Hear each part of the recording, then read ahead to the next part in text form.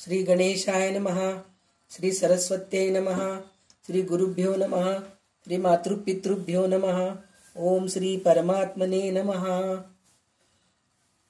आज बऱ्याच दिवसानंतर आपण दासबोध घेतोय. तर आज दासबोधातला दशक 5वा आणि समास 6वा शुद्ध ज्ञान निरूपण ह्याच्यावर आज आपण थोडंसं अभ्यास करणार आहोत. तर आज आपल्याला वाचक म्हणून, दासबोध वाचक म्हणून उषा देशमुख लाभलेले आहेत हैदराबादचे. तर तिच्याकडून दासबोध वाचन होईल आणि आपण हळूहळू करून खूपच कासवाच्या गतीने आपण पुढे जातोय. तर चांगलं आहे का काय माहीत नाही, पण चालेल, हरकत नाही. संसार, घर वगैरे सुद्धा आहे. तर रामदास स्वामींनी आपल्याला स्वतः सांगितलेले आहेत की प्रपंच करावा नेटका, मग परमार्थ साधावा. तसं थोडं प्रपंचामध्ये सुद्धा गुंतल्यामुळे थोडं उशीर होतंय, तर त्याच्यासाठी मला क्षमा करा. आणि आपण हळूहळू पुढे जाऊया. तर आता उषा देशमुख पहिले नमनाने सुरू करेल, मग नंतर समास 6वा वाचण्यास सुरू करेल. म्यूट आहे फोन.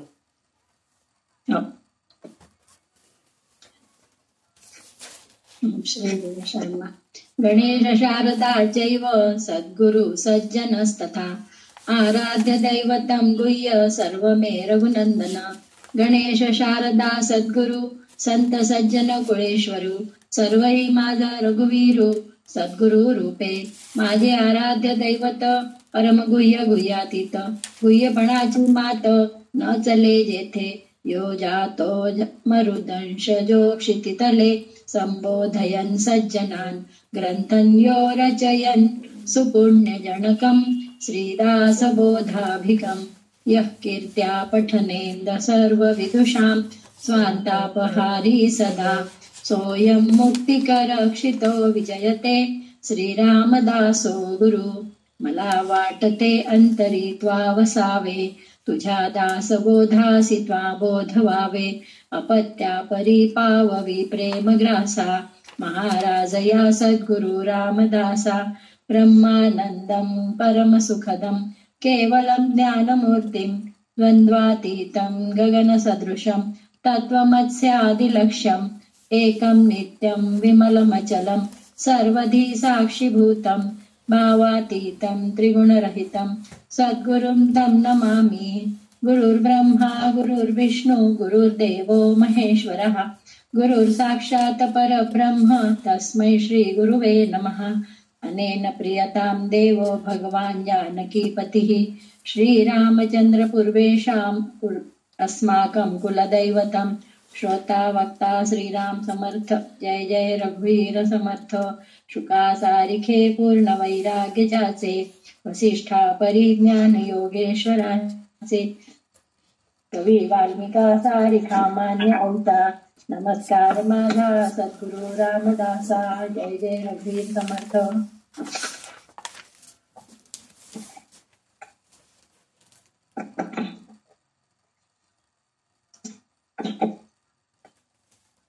पुढचं घेऊ, काही बोलते आधी? नाही भाऊ, सुरू कर. 25 घे. दशक 5वा समास 6वा शुद्ध ज्ञान निरूपण. ऐक ज्ञानाचे लक्षण ज्ञान म्हणजे आत्मज्ञान. पहावे आपणासी आपण या नाव ज्ञान. मुख्य देवास जाणावे सत्य स्वरूप ओळखावे. नित्य नित्य विचारावे या नाव ज्ञान. जेथे दृश्य प्रकृती सरे पंचभूतिक ओसरे समूळ द्वैत निवारे या नाव ज्ञान. मन बुद्धी अगोचर न चले तर्काचा विचार उल्लेख परेहुनी पर या नाव ज्ञान. जेथे नाही दृश्य भान जेथे जाणीव हे अज्ञान. विमळ शुद्ध स्वरूप ज्ञान यासी बोलिजे श्रीराम. सर्व साक्षी अवस्था तुर्या ज्ञान ऐसे म्हणती तया. परी ते जाणीजे वाया पदार्थ ज्ञानी श्रीराम. दृश्य पदार्थ जाणीजे त्यास पदार्थ ज्ञान बोलिजे. शुद्ध स्वरूप जाणीजे, या नाव स्वरूप ज्ञान श्रीराम. जेथे सर्वची नाही ठाईजे, तेथे सर्व साक्षत्व कैचे. म्हणून शुद्ध ज्ञान तुर्याचे, मानूच नये श्रीराम. ज्ञान म्हणजे अद्वैत, तुर्या प्रत्यक्ष देत द्वैत. म्हणून शुद्ध ज्ञान ते सतत, वेगळेची असे श्रीराम. ऐक शुद्ध ज्ञानाचे लक्षण, शुद्ध स्वरूपाची आपण. या नाव शुद्ध स्वरूप ज्ञान, जाणीजे श्रोती श्रीराम. महावाक्य उपदेश भला, परी त्याचा जप नाही बोलिला. तेथीचा तो विचारच केला, पाहिजे साधके श्रीराम. महावाक्य उपदेश सार, परी घेतला पाहिजे विचार. त्याच्या जपे अंधकार, न फिटे भ्रांतीचा श्रीराम. महावाक्याचा अर्थ घेता, आपण वस्तूची तत्वता. त्याचा जप करिता वृथा, सीणच होय श्रीराम. महावाक्याचे विवरण, हे मुख्य ज्ञानाचे लक्षण. शुद्ध लक्ष्यांचे आपण, वस्तूच आहे श्रीराम. आपला आपणासी लाभ, हे ज्ञान परम दुर्लभ. जे आदि अंती स्वयंभ, स्वरूपची स्वये श्रीराम. जेथून हे सर्वही प्रगटे, आणि सकळही जेथे आटे.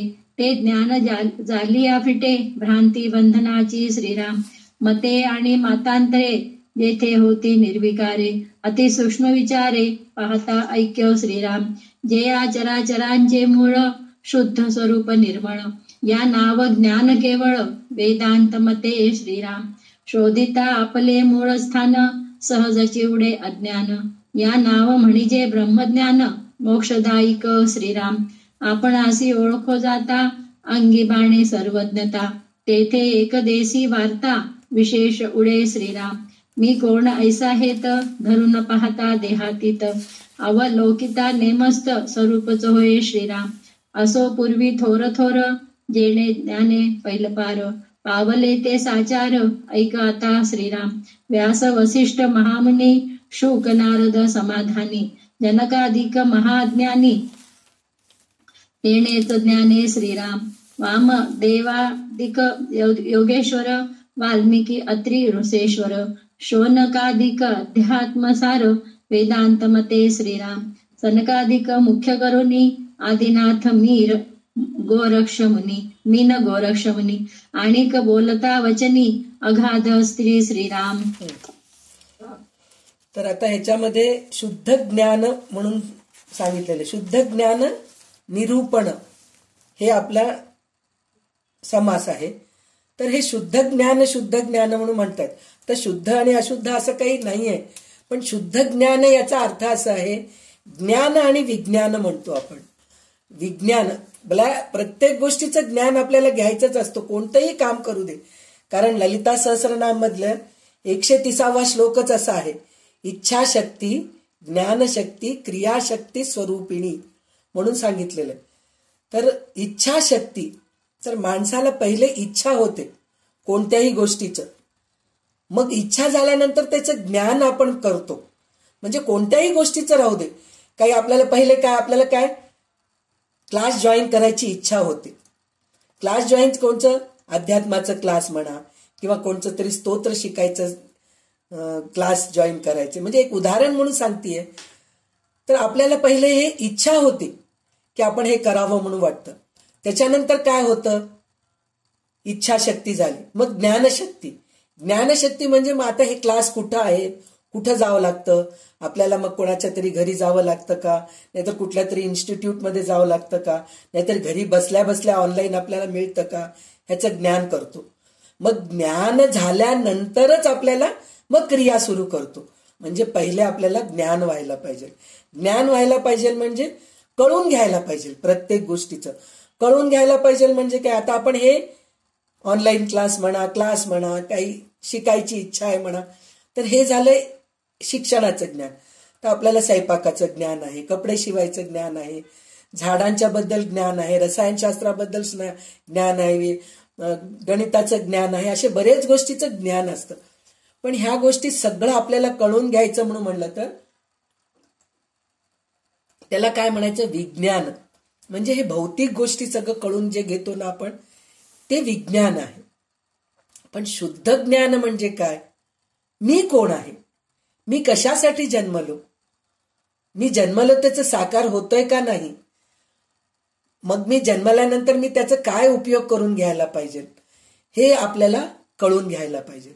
तर हे कळून घ्यायला पाहिजे म्हणून म्हणलं तर काय, मी कशासाठी जन्माला आलो, तर आपण विचार करतो बसल्या बसल्या, मी कशासाठी जन्माला आलो. आता तर आपल्याला लहान असताना तर आपल्याला हे कळतच नाही. काय म्हणून म्हणलं तर आपण खेळण्यामध्ये बागडण्यामध्येच आपला वेळ निघून जातो, शाळेला जाण्यामध्ये, खाण्यापिण्यामध्ये, आणि त्यावेळेस तेवढी बुद्धी नसती आपल्याला. त्याच्यानंतर काय होतं, तारुण्यामध्ये येतो आपण. तारुण्यामध्ये आल्यानंतर काय होतं, आपल्याला लग्न, जिम्मेदारी, संसार हे सगळं आपल्या वाटेला येतं. तर त्यावेळेस मी कशाला जन्माला आलो हे विचारच नसतं. जरी विचार आलं तर मी माझ्या बायकोसाठी आहे, मी माझ्या नवऱ्यासाठी आहे. मग मी माझ्या नवऱ्यासाठी आहे तर माझ्या नवऱ्याला मी सगळं करून द्यायला पाहिजे, त्याच्या मनासारखं वागायला पाहिजे. मी माझ्या सासरच्या लोकांसाठी आहे तर त्यांच्या मनासारखे वागायला पाहिजे. मी माझ्या आईवडिलांसाठी आहे तर माझ्या आईवडिलांचं ऐकायला पाहिजे. हे त्यावेळेस ती बुद्धी असते आपल्याला. मग त्याप्रमाणे आपण वागत असतो. म्हणजे संसाराचं गाडी ओढत नेत असतो. मग मुलं बाळांकडे लक्ष देणं हे सगळं होतं. हे झालं, बालपण झालं, तारुण्य झालं. मग हे दोन्ही झाल्यानंतर मग आपल्याला त्यावेळेस वार्धक्याला सुरुवात होते. म्हणजे आपण 50च्या वर जातो. 50च्या वर गेल्यानंतर मग हळूहळू आपले नाते थोडे थोडे दूर व्हायला लागतात. आपले मुलं मोठे होतात, नवरा आपल्यापेक्षा थकून गेलेला असतो. मग त्यावेळेस थोड्याशा गोष्टीकडे मग आपलं लक्ष जात राहतं. आपली मुलं आपल्याकडे आहेत का, आपण त्यांना इतकं केलो पण आपले मुलं आपल्याकडे राहत नाहीत, दूर निघून जातात. पण ह्याची चुकी आपलीच असती बरं का. आपले मुलं छान शिकावं, चांगलं पगार छान मिळावं, मुलांना बाहेरगावी पाठवावं, परदेशात पाठवावं, म्हणून आपणच धडपड करतो, कर्ज काढतो, काहीतरी करून मुलांना पाठवतो.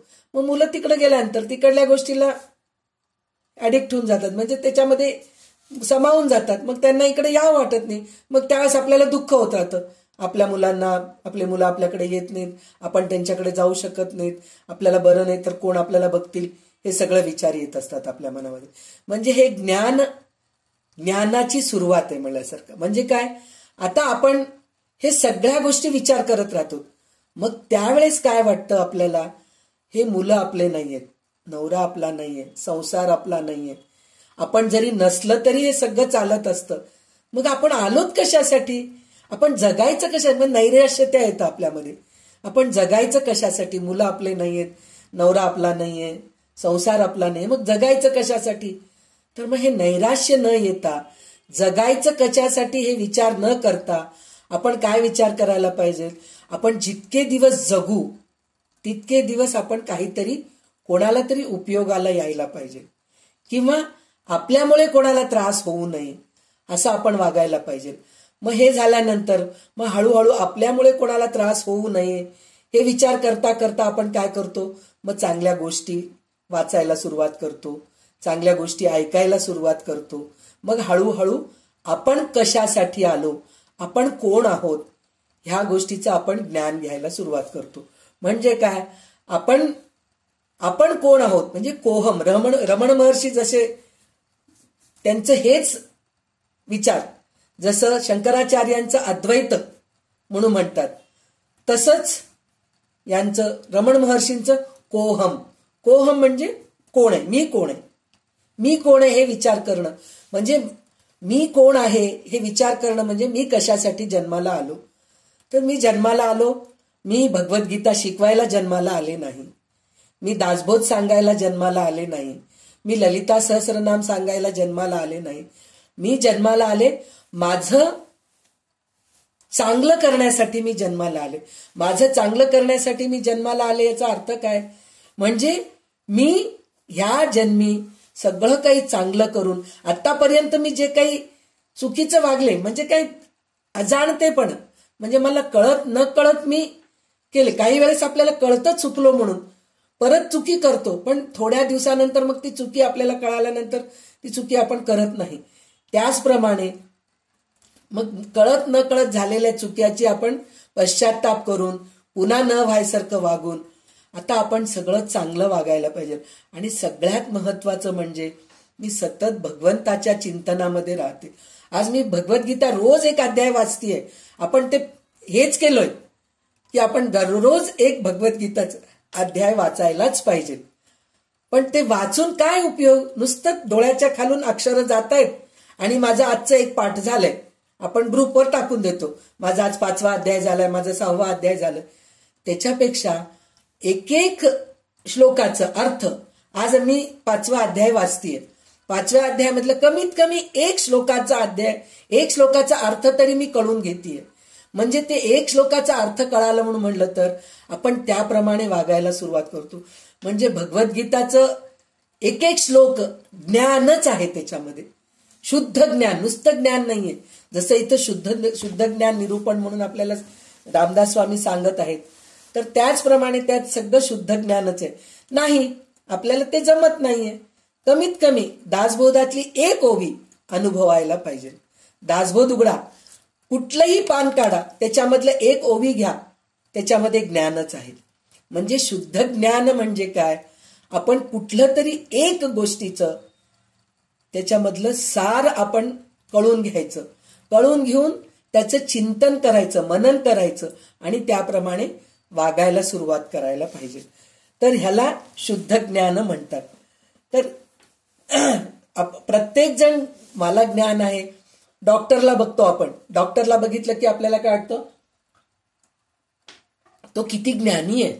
त्याच्यामुळे आज मी वाचलो, आज मला खूप प्रॉब्लेम, हार्टमध्ये खूप प्रॉब्लेम झालं होतं, मी डॉक्टरकडे गेले, त्यांनी पटकन मला इंजेक्शन दिले आणि मला वाचवले आणि म्हणाले तुम्ही 5 मिनिटं जर उशीर झालं असतं तर काही सांगता येत नव्हतं, अशा परिस्थितीमध्ये तुम्ही आलात म्हणून. तर त्यावेळेस आपल्याला काय वाटतं? डॉक्टर देव आहे आपला, आणि आज त्याच्यामुळे मी वाचले. त्याला किती ज्ञान आहे असं आपल्याला वाटतं, पण त्याला फक्त हार्टच्या बद्दलच ज्ञान आहे. तेच तुम्ही जाऊन त्या डॉक्टरकडे जाऊन कान दुखू लागले म्हणून जर आपण गेलो तर डॉक्टर ते कानाचं काही करू शकतो का? म्हणजे त्याला त्याचं ज्ञानच नाहीये. म्हणजे हे विज्ञानच आहे. म्हणजे ज्ञान म्हणजे काय आहे? हे सगळं आहे. मला दुःख आहे, मला हार्टचं प्रॉब्लेम आहे, मला कान दुखतंय, माझा पाय दुखतंय, मला भूक लागतंय, मला झोप येते, हे सगळं खरं आहे. पण त्याच्यात सुद्धा आनंदी राहणं हे शुद्ध ज्ञान आहे. आणि सतत समोरच्या माणसाचं त्रास जाणून घेणं, समोरच्या माणसाला काय त्रास होतं हे म्हणजे शुद्ध ज्ञान आहे. तर ह्याच्यामध्ये आपल्याला रामदास स्वामींनी हेच सांगितलेलं आहे. कुठल्या ह्याच्यामध्ये सांगितलेलं आहे? 9व्या ह्याच्यापासून सांगितलेलं आहे. पहा काय म्हणतात? ज्ञान म्हणजे अद्वैत, तुर्या प्रत्यक्ष द्वैत म्हणून शुद्ध ज्ञान ते सतत वेगळीचे असे. ऐशे शुद्ध ज्ञानाचे लक्षण, शुद्ध स्वरूपाची आपण, या नाव शुद्ध स्वरूप ज्ञान जाणीजे श्रोती. म्हणजे ह्याच्यामध्ये त्यांनी काय म्हणतात? देहबुद्धीच्या ज्ञानामध्ये ज्ञाता ज्ञेहाहून वेगळा राहतो. मी दे म्हणजे ज्ञाता, तू म्हणजे हो ज्ञेय, आणि म्हणून तेथे द्वैत आढळते. तू आणि मी वेगळं हे जे आहे ना ते ज्ञान नाही. तू आणि मी एकच आहे, म्हणजे भगवंत आणि मी एकच आहे. भगवंत आणि मी एकच आहे म्हणजे मी भगवंत झालो असं नाही. भगवंत होणं, भगवंत आणि मी एक होणं, याचा अर्थ म्हणजे काय? मी भगवंताप्रमाणे वागणं. भगवंताप्रमाणे वागणं म्हणजे काय? भगवंत कधीतरी भेदभाव केला का? हो, कोणामध्येच भेदभाव केला नाही. याचं सगळ्यात मोठं उदाहरण म्हणजे सूर्य भगवान आहेत आपल्याला. ते कधी आपल्यामध्ये भेदभाव केले का? त्यांचं काम काय? प्रकाश देणं आणि ऊर्जा देणं. त्या ऊर्जेने अनेक लोक उन्हाळ्यामध्ये मरतात सनस्ट्रोक होऊन. आणि सोलारचं आपल्याजवळ आता इतकं उपयोग होतोय. सोलार लाईट आहेत, सोलार पंखे आहेत, सोलार गीझर आहे. तर मग त्या सूर्यप्रकाशामधून, त्या ऊर्जेमधून आपण कितीतरी फायदा घेतो. पण सूर्य म्हणतोय काय? हा वाईट माणूस आहे, मी ह्याला ऊर्जा देत नाही. हा चांगला माणूस आहे, मी ह्याला ऊर्जा देतो, असं कधीतरी म्हणतो का? भगवंत तसं म्हणत नाही. म्हणजे मी आणि भगवंत वेगळे नाहीत, एकच आहोत. याचा अर्थ असा आहे आपण सुद्धा भेदभाव करू नये. हे केव्हा होतं की सगळ्यांमध्ये आपण भगवंत बघतो, तेव्हा कुठं भगवंतासारखे आपण होतो आणि मी आणि भगवंत वेगळे नाही याचा अनुभव लोकांना येतो. आपल्याला येऊनही काही फरक पडणार नाहीये. आपण जसे आहोत तसंच राहायला पाहिजे, तसंच वागायला पाहिजे. पण समोरचा माणूस म्हणतो आपल्याला बघून की खरंच हो, त्या बाईमध्ये किती नम्रता आहे, सगळ्यांची छान बोलती होती, किती छान वागती, सगळ्यांना मदत करती, सगळ्यांच्या अडीअडचणीच्या वेळेस धावून जाती ती, असं ती आपल्याला लोक ओळखत असतात. म्हणजे लोक आपल्याला ओळखावं की ह्यांच्यामध्ये भेदभाव नाहीये, भगवंतासारखं वागतायत असं लोक आपल्याला ओळखायला पाहिजे. तेव्हा कुठं आपल्याला शुद्ध ज्ञानाचा अनुभव येतो. तर शुद्ध ज्ञान म्हणजे हेच आहे की आपण लोकांमध्ये भेदभाव करू नये. प्रत्येकामध्ये भगवंत आहे हे बघायला पाहिजे. जनावरांमध्ये जसं भगवद्गीतेमध्ये आहे ना, विद्या विनय संपन्ने ब्राह्मणे गवी हस्तिनी शुनीचैव शोपाकेच पंडितच समदर्शिना. म्हणजे जो समदर्शिन आहे म्हणजे सगळ्यांना एकसारखं बघतो तो पंडित आहे. कुत्र, गाढव, माणूस, हत्ती, गाय, प्रत्येकामध्ये देव बघतो तो. सापामध्ये पण देव बघतो. आणि बघतो म्हणून साप चावायला येऊ लागले आपल्याला तर चाव रे बाबा म्हणून आपला हात देत नाही, तिथं विवेक उपयोग करतो. तर ह्याला म्हणतात शुद्ध ज्ञान. आणि समदर्शीनं राहायला पाहिजे. समदर्शीनं केव्हा होतो आपण, म्हणजे एकसारखं भेदभाव न राहता आपण जसं राहतो तेव्हा ते शुद्ध ज्ञान झालं हे आपल्याला कळतं. म्हणजे कोणालाही जो समदर्शीनं असतो, जो सगळ्यांना एकसारखं बघत असतो, त्याला शुद्ध ज्ञान झालं असं आपण कळून घ्यायला पाहिजे.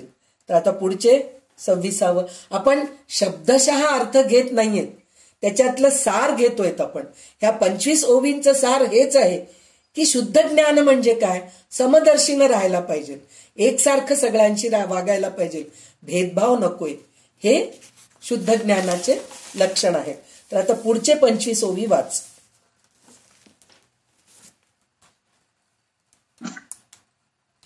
सिद्धमुनी महानुभाव सकळांचा जो अंतर्भाव, जेणे सुखे महादेव डुल्लत सदा श्रीराम.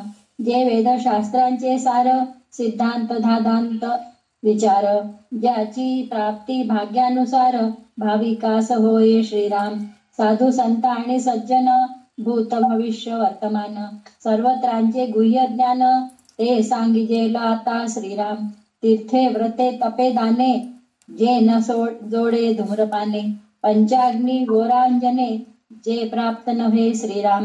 सकळ साधनांचे फळ ज्ञानाची सिगची केवळ, जेणे संशयाचे मूळ निशेष तुटे श्रीराम. 56 भाषा तितुके ग्रंथ आदिकावरून वेदांत, या इतुकेयांचा गहनार्थ एकची आहे श्रीराम. जे नेणवे पुराणी तेथे जेथे शिणल्या वेदवाणी, तेची आता येची क्षणी बोधीन गुरुकृपे श्रीराम. पाहिले नसता संस्कृती रीग नाही महाराष्ट्र ग्रंथी, हृदयी वसल्या कृपामूर्ती सद्गुरु स्वामी श्रीराम. आता न लगे संस्कृत अथवा ग्रंथ प्राकृत, माझा स्वामी कृपे सहित हृदयी वसे श्रीराम.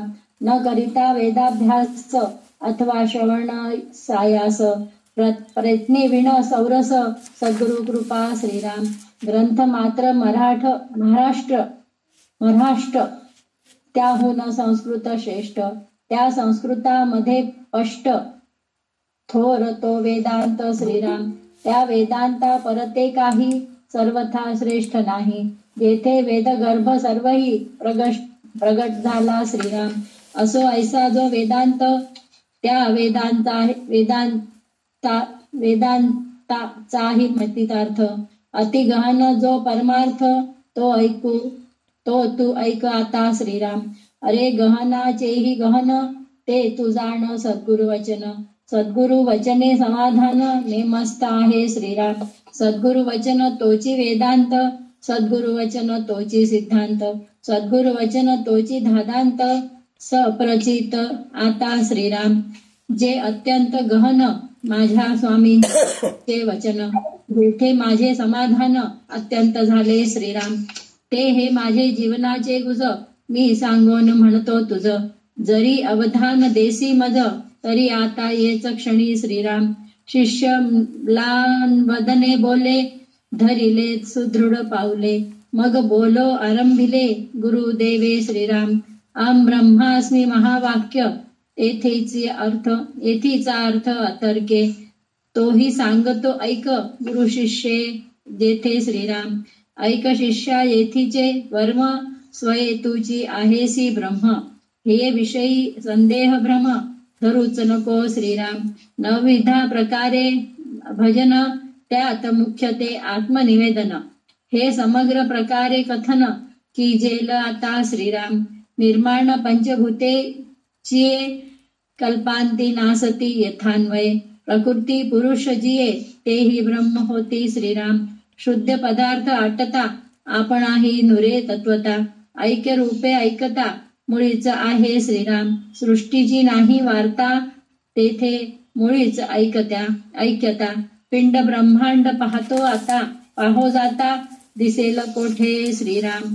ज्ञानवन्ही प्रगटे, तेने दृश्य केर आटे. अदाकारे मूळ तुटे, भिन्नत्वाचे श्रीराम. तर आता इथे ते सांगायला लागलेत की इतके ग्रंथ आहेत आपल्याकडे, किती आता आपल्याला माहित असलेले, म्हणजे आपण तोंडावरून पटपट सांगायसारखे ग्रंथ म्हणजे रामायण, महाभारत, भागवत, परत देवी भागवत झालं, परवा आपण ऐकलो होतो. ललिता सहस्रनामांचं आपण हे करतोय, म्हणजे शंकराचार्यांचं सौंदर्य लहरी आहे. परत काय म्हणतात, आता आपण स्वतः दासबोध घेतलेलं आहे, ज्ञानेश्वरी आहे. असे कितीतरी ग्रंथ आहेत. पण सगळ्या ग्रंथाचं एकच सार आहे ना, की भगवंत म्हणजे दयाळू आहे, देणारा आहे, सगळ्यांना सामावून घेणारा आहे आणि त्याच्यामध्ये भेदभाव नाहीये. हेच प्रत्येकामध्ये तिथं आई आहे किंवा विश्वनिर्माता. कसं म्हणलंय, सृष्टी स्थिती लय हे भगवंताकडूनच होतंय.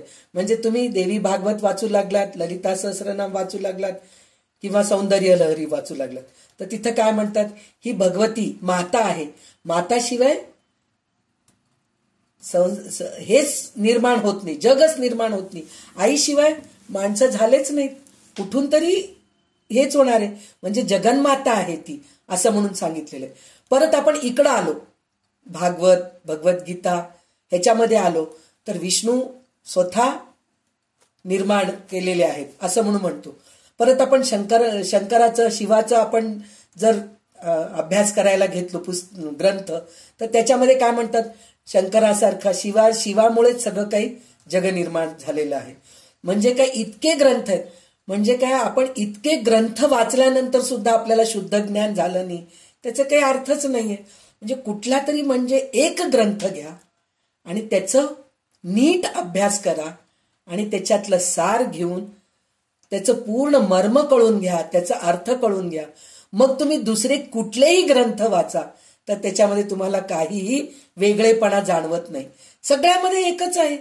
सगळ्यामध्ये प्रत्येक दैवत हेच म्हणतंय की सृष्टी स्थिती लय. सगळं आपल्याला जे दिसतंय, बाहेर जे दिसतंय, ते आपल्या शरीरामध्ये आहेच आहे.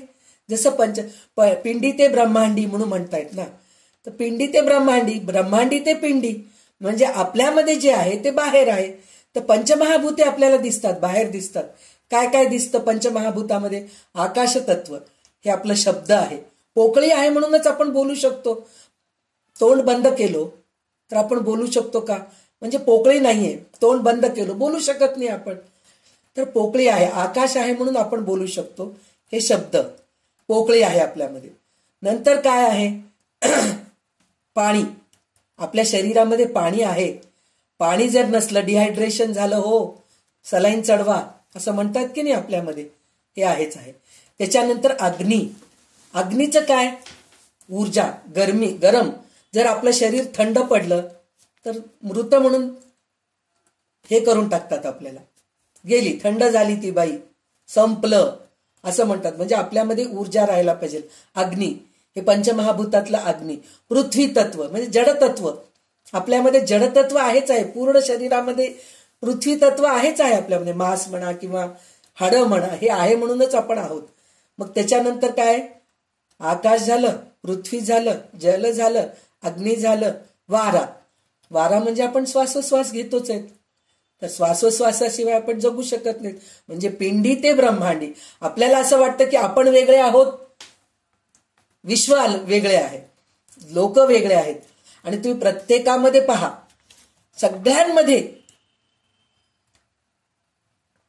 माणूस म्हणा किंवा जनावर म्हणा, प्रत्येकामध्ये काय आहे, हाड मांस रक्त हे नसल्याशिवाय जीवच नाहीये.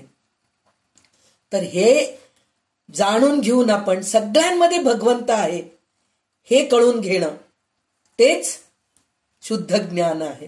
तर इथं रामदास स्वामी तेच म्हणतायत की शुद्ध ज्ञान म्हणून म्हणतोय आपण. किती पुस्तकं वाचतोय, किती हे करतोय. आणि हे शुद्ध ज्ञान कोणाला होत नाही म्हणून सांगितलंय त्यांनी. जो तीर्थ करत नाही, म्हणजे तीर्थयात्रा करत नाही, व्रत करत नाही, तप करत नाही, दान करत नाही आणि धूम्रपान करत राहतो, अशा लोकांमध्ये कधीही त्यांना आत्मज्ञान होत नाही असं म्हणून सांगतायत ते.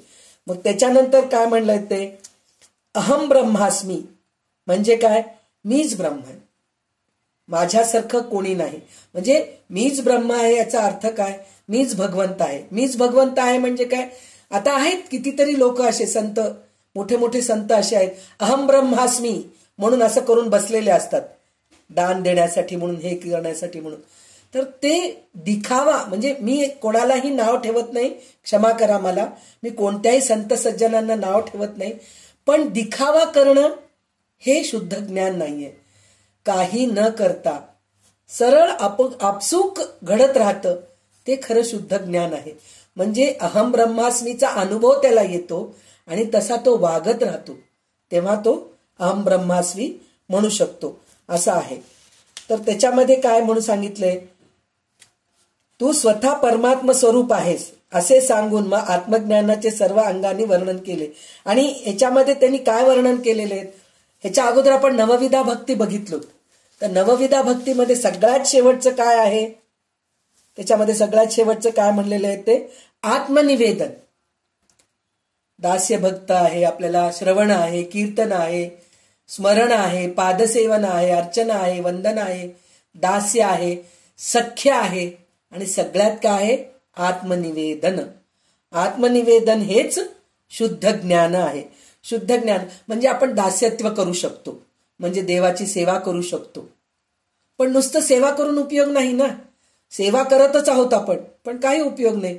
श्रवण करत आहोत, नुसतं श्रवणच चाललंय आपलं, पण त्याचं काहीतरी आपण वागतोय का, ते श्रवण केलेल्यासारखं वागतोय का, नाही. नंतर कीर्तन करतोय, असे कितीतरी कीर्तनकार असतात, घरी आल्यानंतर ते वांगे खाऊने, कांदे खाऊने असं सगळं कीर्तनामध्ये सांगतात. घरी आल्यानंतर बायको वांगे कांद्याची भाजी केली नाही तर ते कीर्तनातले वांगे कीर्तनातच, आता मला वांग्याची भाजी करून खाऊ घाल असं बायकोला ते म्हणतात. म्हणजे असे बरेच आहेत कीर्तनकार की कीर्तन करतात पण तसं वागत नाहीत, पण वागायला पाहिजे. त्याच्यानंतर स्मरण, सगळं ऐकतो आपण पण विसरून जातो, भगवंताचं स्मरणच करत नाहीत. उपयोग काय, म्हणजे हे स्मरण भक्तीचं पण उपयोग नाही म्हणल्यासारखं.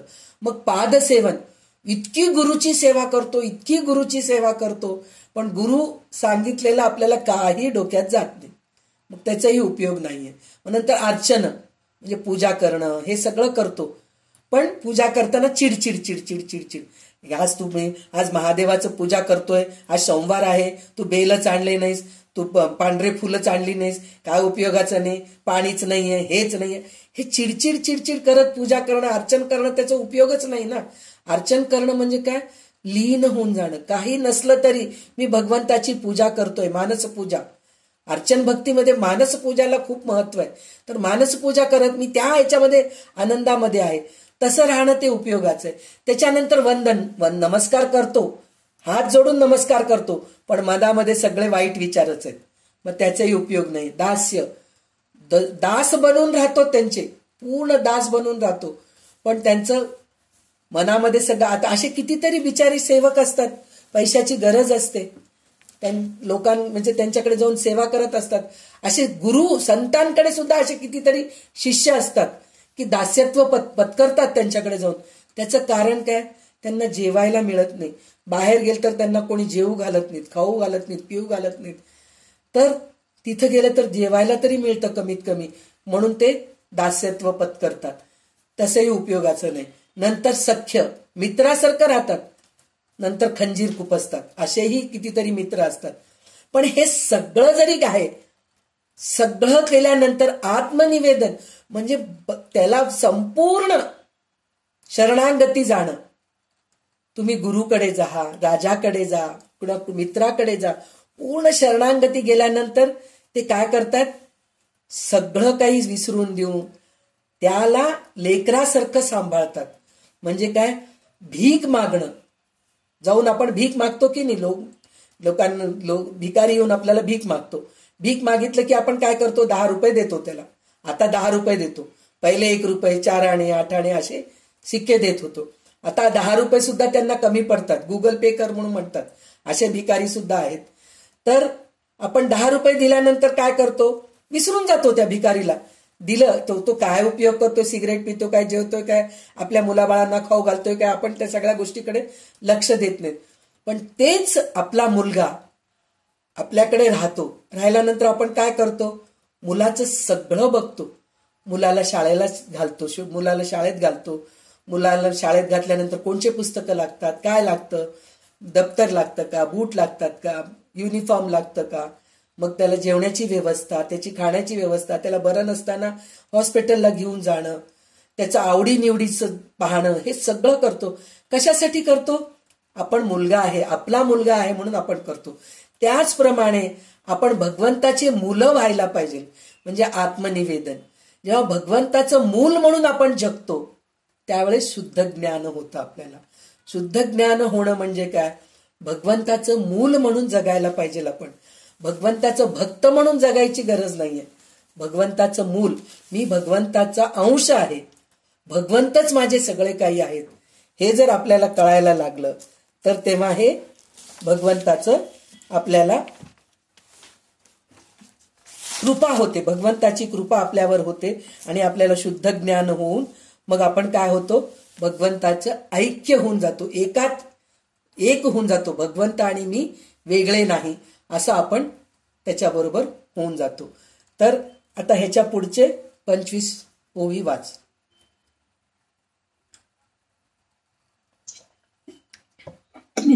मिथ्यत्वे वृत्ती फिरे, तो दृश्य असताच ओसरे. सहजची येणे प्रकारे, झाले आत्मनिवेदन श्रीराम. असो गुरुचे ठाई अनन्यता, तरी तुझ काय सिरे चिंता. वेगळेपण अभक्ता, उरोची नको श्रीराम. आता हेची दृढीकरण व्हावया करी सद्गुरु भजन. सद्गुरु भजने समाधान, नेमस्ता हे श्रीराम. या नाव शिष्या आत्मज्ञान, येणे पाविजे समाधान. भवभयाचे बंधन, समूळ मिथ्या श्रीराम. देह मी वाटे ज्या नरा, तो जाणावा आत्महत्यारा. देहाभिमाने येरझारा, भोगिल्याच भोगी श्रीराम.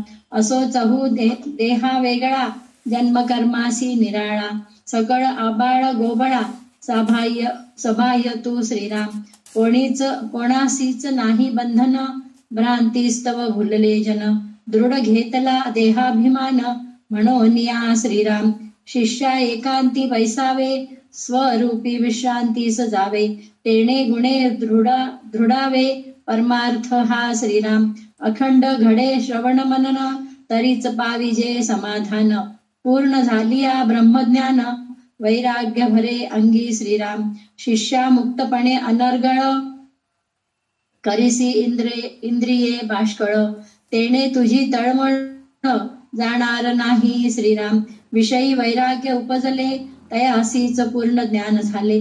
मणी टाकीताची लाधले, राज्य देवी श्रीराम. मणी होता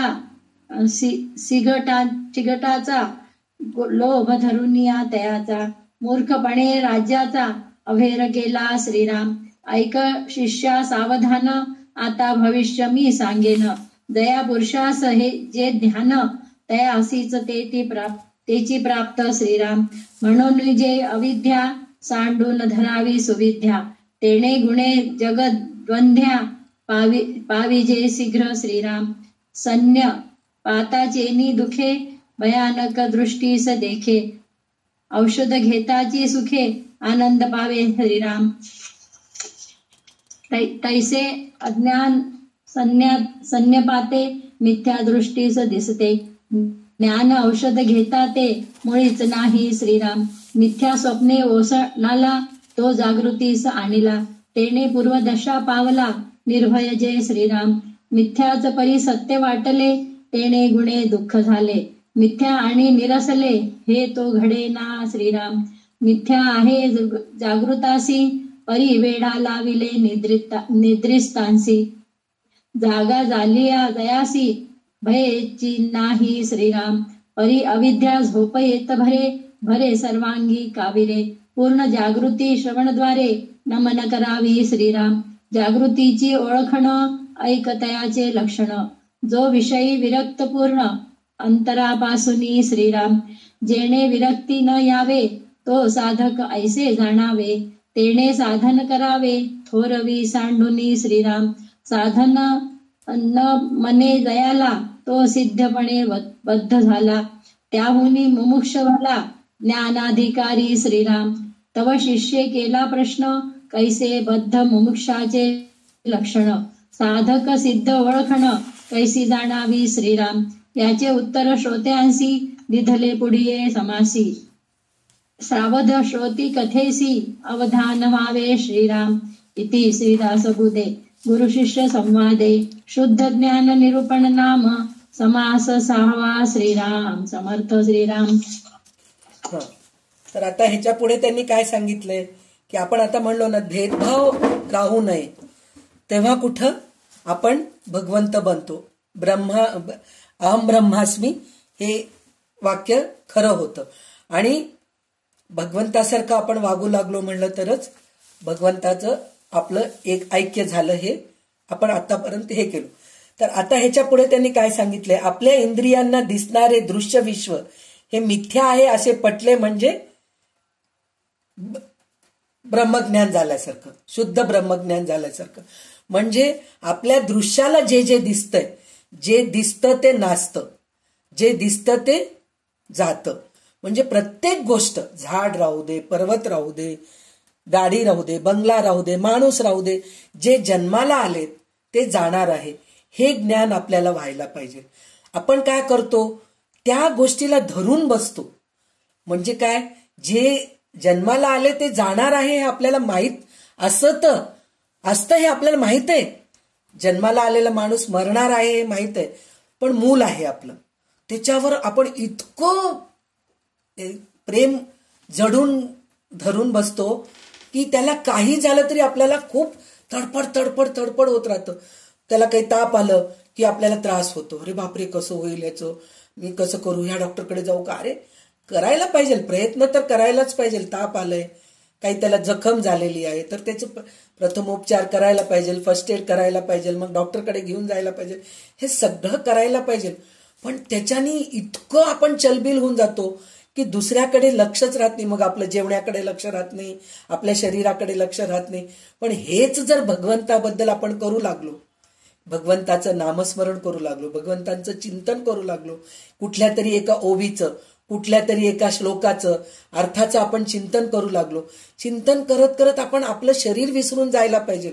थंडी, फॅन चालू आहे की नाही आपलं लक्ष राहत नाही, गरमी होऊ लागले, एसी आहे की नाही याचं लक्ष राहत नाही आपल्याला, थंडी वाजतेय, आपण स्वेटर घातलोत का ह्याचं पण आपल्याला लक्ष राहत नाही. आत्ताच आपण बडबड करतोय, काय पाऊस हो, बापरे, पाऊस पाऊस पाऊस, कंटाळा आला त्या पावसाला. पण पाऊस त्याचं काम ते करतंय ना. तुफान आले, चेन्नईमध्ये तुफान आले, तर तुफानाचा प्रभाव आपल्याला पडणारच आहे, पाऊस पडणार आहे. त्याचा आपल्याला इतकं कशाला त्रास. आपल्याला कुठं जायचंय का, कुठं जायचं नाहीये, नोकरीला जायचंय का, नाही जायचंय, कुठं बाहेर फिरायला जायचंय का, नाही जायचंय, मग ते पाऊस पडू लागले तर त्याच्याकडे कशा, पण आपलं लक्ष सगळं तिकडे, किती पाऊस पडायला लागलं हो, कंटाळा आला बाबा ते पावसाला बघून बघून. ते पावसाला न बघता दासबोध घेऊन बसा ना हातामध्ये, आपण आपलं दासबोध घेऊन वाचत, देहभान विसरून जाऊ ना आपण. नाही विसरत आपण, ते देहभान विसरत नाही. देहभान कशासाठी विसरतो? आपल्या मुलाबाळांसाठी देहभान विसरतो, आपल्या नवऱ्या नातेवाईकांसाठी देहभान विसरतो. शेवटी ते नाशिवंतच आहेत, पण नाही, त्या गोष्टीसाठी आपण देहभान विसरून मर मर मर मर मर करत राहतो. ते केल्यानंतर तिथून आपल्याला काही मिळालं नाही, काही आपल्या मनासारखं झालं नाही, मग लगेच इतकं मी केले बरं का, एवढं सगळं लहानाचं मोठं केले, सगळं केले, शेवटी मला काही बरं नसताना तू माझ्याकडे लक्षच देत नाही, हे पदरी आपल्या पडतं. पण हेच गोष्ट जर आपण भगवंतासाठी केलो, एखादा ग्रंथ वाचत बसलो, एखादं छान कीर्तन ऐकू लागलो, छान काय म्हणतात पूजा करत बसलो, तर देहभान विसरलो तर भगवंत न चुकता आपल्याला त्याचं फळ देतात. तर हे करायला पाहिजे, देहभान विसरून. हे जग विश्व मिथ्या आहे, ब्रह्मसत्य जगन मिथ्या, हे आपल्याला कळायला पाहिजे. तर तेव्हा कुठं आपल्याला जन्ममरणाच्या फेऱ्यातून आपण चुकतो. तर त्याच्यामध्ये त्यांनी काय सांगितलेलं आहे, एक उदाहरण त्यांनी हे सांगितलेलं आहे.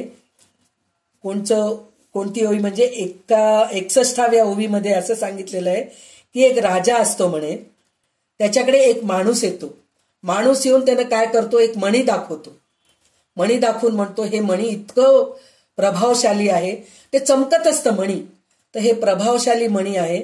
जर ह्या मणीचं पौर्णिमेच्या दिवशी जर या मणीकडून आपण काही इच्छा प्रकट केलो तर ते आपल्याला ती मणी देते. जसं आपल्याला कामधेनू आहे, गाय, परत कल्पवृक्ष आहे, त्याप्रमाणे हे मणी आहे म्हणून सांगितलं.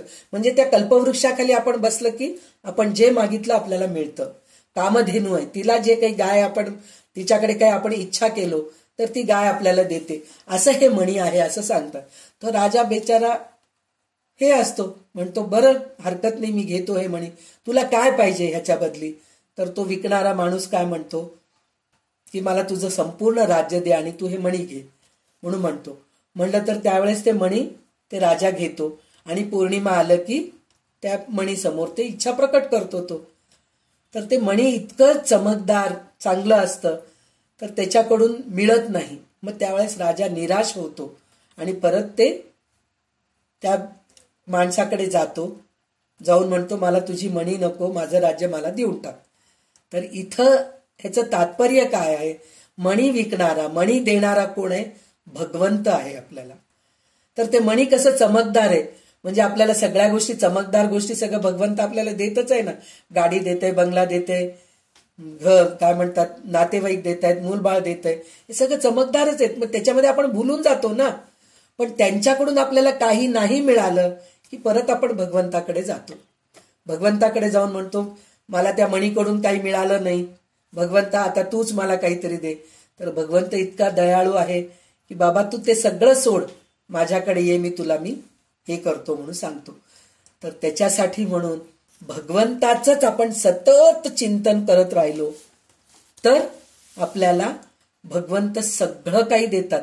जसं त्या मणीकडून मिळालं नाही. मणी म्हणजे काय, आपलं शरीर, आपलं इंद्रिय सहित असलेलं शरीर, दृश्य विश्व, जे डोळ्यास दिसू लागले ते सगळं विश्व आहे. तर ह्या सगळ्या गोष्टी आपल्याला आकर्षित करणाऱ्या गोष्टी आहेत. तर ह्याच्यामध्ये आपण आकर्षण न होता आपण भगवंताकडे गेलो तर आपल्याला सगळं काही मिळतं. पण ही सगळी आपली अविद्या आहे. अविद्या म्हणजे काय, एक प्रकारची झोप आहे. झोपेमध्ये काहीतरी भयानक स्वप्न पडते व मनुष्य घाबरतो. तसेच अविद्यामुळे मिथ्या असलेले दृश्य दिसते व मनुष्य घाबरतो. म्हणजे काय, स्वप्नामध्ये जर आपण काहीतरी भीतीदायक स्वप्न आपल्याला पडलं की आपण घाबरून दचकून उठतो की नाही, तसं सुद्धा हे जग पूर्ण मिथ्याच आहे.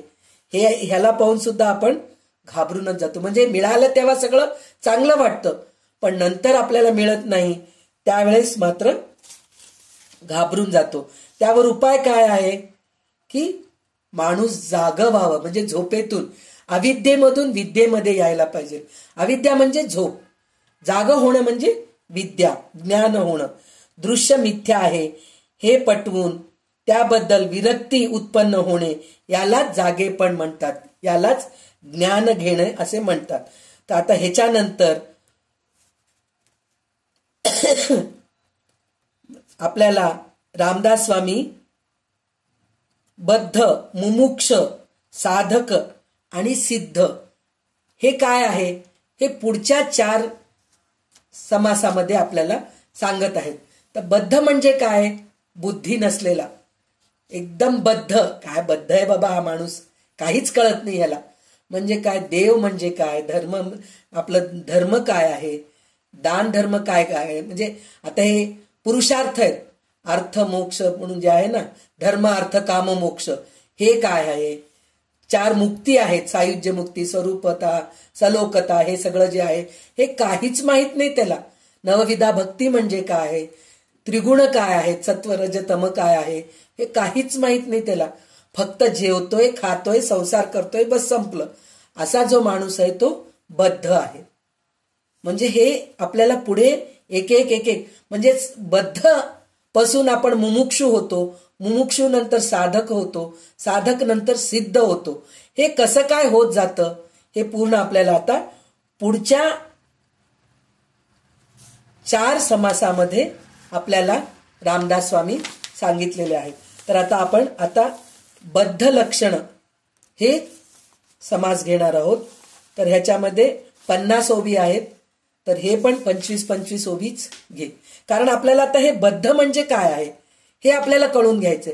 तर आपण जर 5-5 ओवी जर घेत बसलो तर शब्दशः अर्थ म्हणजे तेच रिपिटेशन आहे. त्याच्यासाठी आपण 25-25 ओवी घेतलो, आपण पुढे जाऊ शकतो. 25 ओवी घे. श्रीराम समर्थ. दशक 5वा, समास 7वा, बद्ध लक्षण.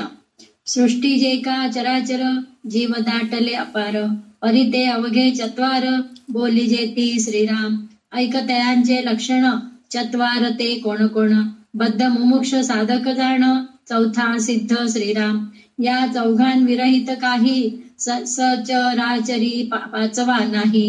आता असो हे सर्वही, विशद करू श्रीराम. बद्ध म्हणजे कोण?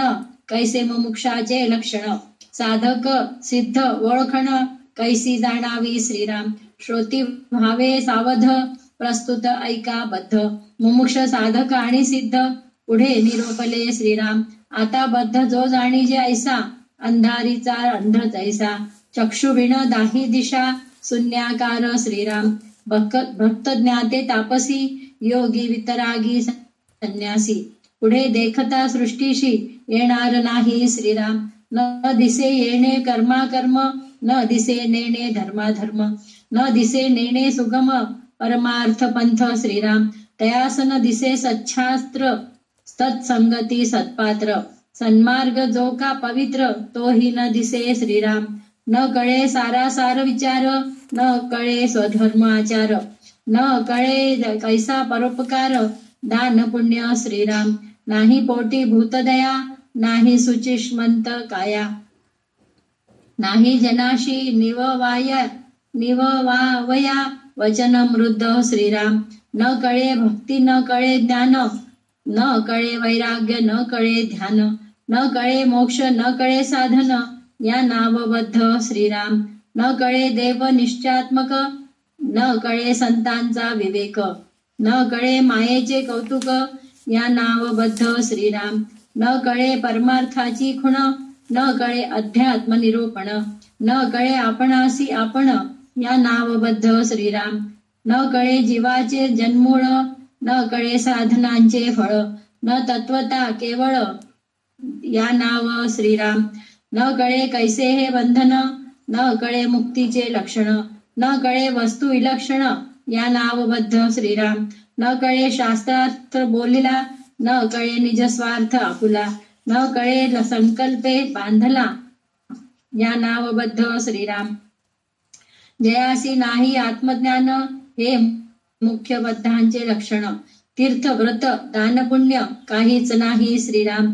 दया नाही, करुणा नाही, आर्जव नाही मित्री नाही, शांती नाही क्षमा नाही, या नावबद्ध श्रीराम.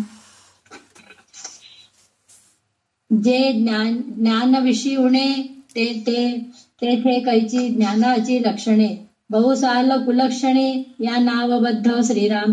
नाना प्रकारीचे दोष करिता वाटे परमसंतोष, बाष्कळपणाचा अभ्यास या नावबद्ध श्रीराम. बहुकाम बहुक्रोध बहुगर्भ बहुमद, बहुद्वंद बहुखेद या नावबद्ध श्रीराम. बहुदर्प बहुदंभ बहुविषये बहुलोभ, बहुकर्कश बहु अशुभ या नावबद्ध श्रीराम. बहुग्रामणी बहुमत्सर बहु असूया तिरस्कार, बहुपापी बहुविकार बहु नावबद्ध श्रीराम. अभिमान बहुताठा बहु अहंकार बहु फाटा, कर्माचा साठा या नावबद्ध श्रीराम. तर आता इथं बद्धचं लक्षण सांगितलं. आता म्हणलं ना, माणूस बद्धाकडून मुमुक्षू होतो, मुमुक्षूकडून साधक होतो, साधकानंतर सिद्ध होतो. तर हे आता आपण ह्याच्यामध्ये कुठं बसतो हे आता आपण आपल्याला ओळखायला पाहिजे. आपण बद्धामध्ये आहोत का, मुमुक्षूमध्ये आहोत का, साधकामध्ये आहोत का, किंवा सिद्धामध्ये आहोत का, हे आता आपण ह्या 4 समासामध्ये आपण आपल्याला ओळखायला पाहिजे. म्हणजे बद्ध म्हणजे काय, म्हणजे त्याला काहीच माहित नाही. सांगितले ना, ग्रंथांची नावं माहित नाहीत त्यांना. चांगले चांगले आपल्या हिंदू धर्मामध्ये इतके चांगले चांगले ग्रंथ आहेत, हे ग्रंथ कोणते आहेत माहित नाही. आता आपल्या ह्याच्यामध्ये सुद्धा सुरुवातीला असे बरेच लोक असे होते, महाभारत आणि भगवद्गीता आणि भागवत ह्या 3 ग्रंथामध्ये कन्फ्यूज होणारे लोक होते. म्हणजे काय, भागवत म्हणजे काय माहित नाही.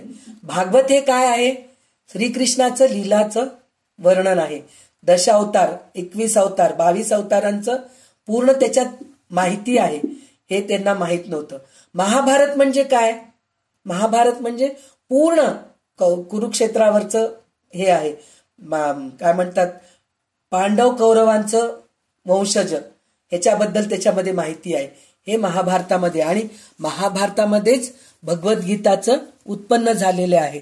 त्याच्यामध्ये आपल्या ह्याच्यामध्ये आहे ना, मध्ये महाभारतम पार्थाय प्रतिबोधिताम भगवताम म्हणून जे आपल्याला सुरुवातीला भगवद्गीता वाचताना आपण जे प्रार्थना करतो त्याच्यामध्ये सांगितलेलं ना, 18 अध्याय मधल्या ह्याच्यामध्ये भगवद्गीता निर्माण झालेली आहे. हे आहे. तर भगवद्गीताचं ग्रंथ वेगळं आहे, महाभारताचं ग्रंथ वेगळं आहे, आणि भागवताचं वेगळं ग्रंथ आहे. पण भगवद्गीता, भारत आणि भागवत हे तिन्ही भ असल्यामुळे लोकांना कन्फ्यूज होतं. म्हणजे काय, इथं बद्धता आहे त्यांच्यामध्ये, म्हणजे माहीतच नाही त्यांना. ती त्यांची चुकी नाहीये, म्हणजे त्याच्याबद्दल ते कळून घेत नाहीये, शुद्ध ज्ञान घ्यायचं त्यांची इच्छा नाहीये, त्याच्यामुळे हे कळत नाही. अय्यो आंटी, भागवत वेगळं असतं का, भगवद्गीता वेगळं असतं का, असं विचारणारे बरेच लोक आहेत. म्हणजे हे बद्ध लोक आहेत.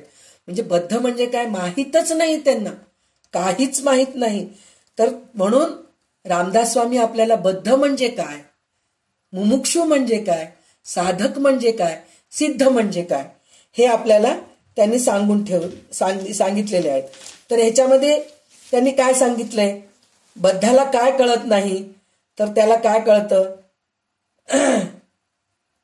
सारासार विचार नाहीये त्याच्यामध्ये, स्वधर्माचा आचार नाहीये. स्वधर्माचा म्हणजे मी हिंदू आहे, हिंदूमध्ये आपण कसं आहे, मी हिंदू आहे, हिंदूमध्ये मी ब्राह्मण आहे, ब्राह्मणाला आपण कसं वागायला पाहिजे, ब्रह्मज्ञान, ब्राह्मण म्हणजे ब्रह्मज्ञान घ्यायला पाहिजे, ज्ञान घ्यायचं आणि दुसऱ्यांना त्या ज्ञानाचं दान द्यायला पाहिजे, हे ब्राह्मणाचं धर्म आहे.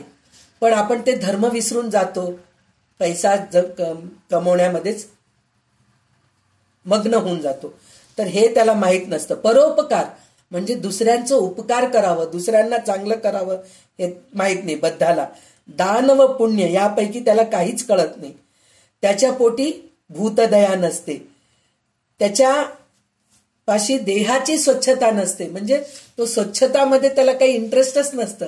जाऊ दे कसं असलं तरी काय फरक पडते असा असतो तो. देहाची स्वच्छता म्हणजे वरून नाही, म्हणजे वरून कपडे स्वच्छ आहे, इस्त्रीचे घातलेले आहेत, टापटीप आहे, नवीन घातलेले आहे, ते स्वच्छता नाही म्हणत आहे. मध्ये जे आहे आपल्या आंतरिक स्वच्छता म्हणजे शुद्ध बुद्धी, म्हणजे दुसऱ्यांबद्दल वाईट विचार करणं, दुसऱ्यांबद्दल द्वेष करणं, मत्सर करणं, हे म्हणजे अस्वच्छता.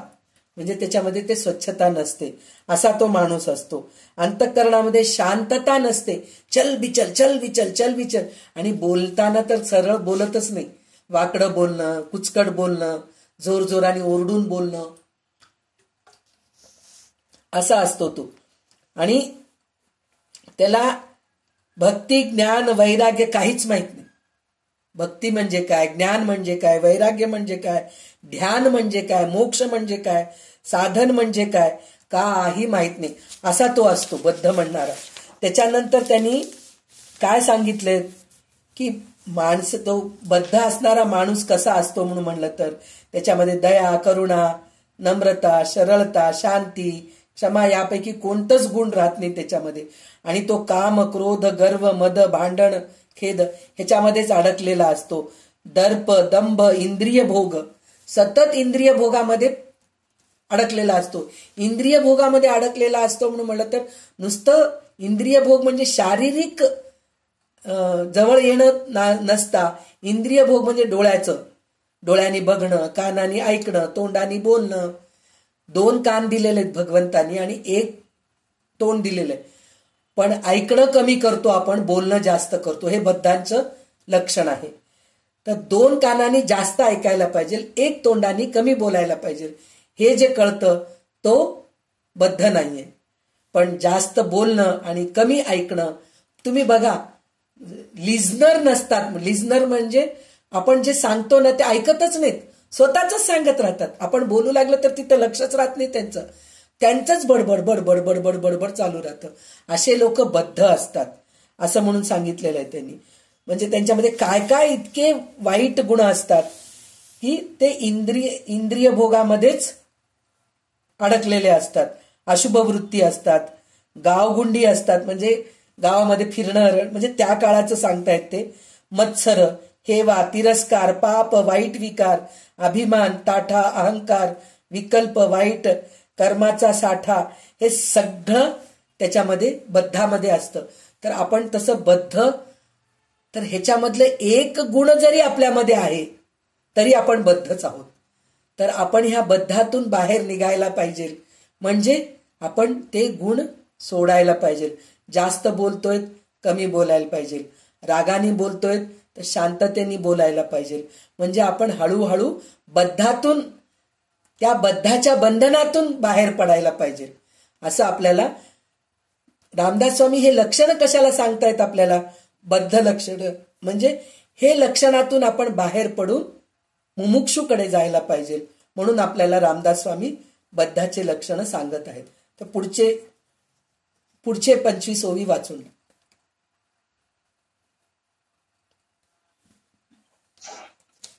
बहु कापट्य वाद विवाद, बहु कुतर्क भेदाभेद, बहु क्रूर कृपामंद, या नावबद्ध श्रीराम. बहु निंदा, बहु द्वेष, बहु अधर्म, बहु अभिलाष, बहु प्रकारीचे दोष, या नावबद्ध श्रीराम. बहु भ्रष्ट अनाचार, बहु नष्ट एकंकार, बहु अनित्य अविचार, या नावबद्ध श्रीराम. बहु निष्ठुर, बहु घातकी, बहु हत्यारा, बहु पातकी, तपिळ कुविद्या अनेकी, या नावबद्ध श्रीराम.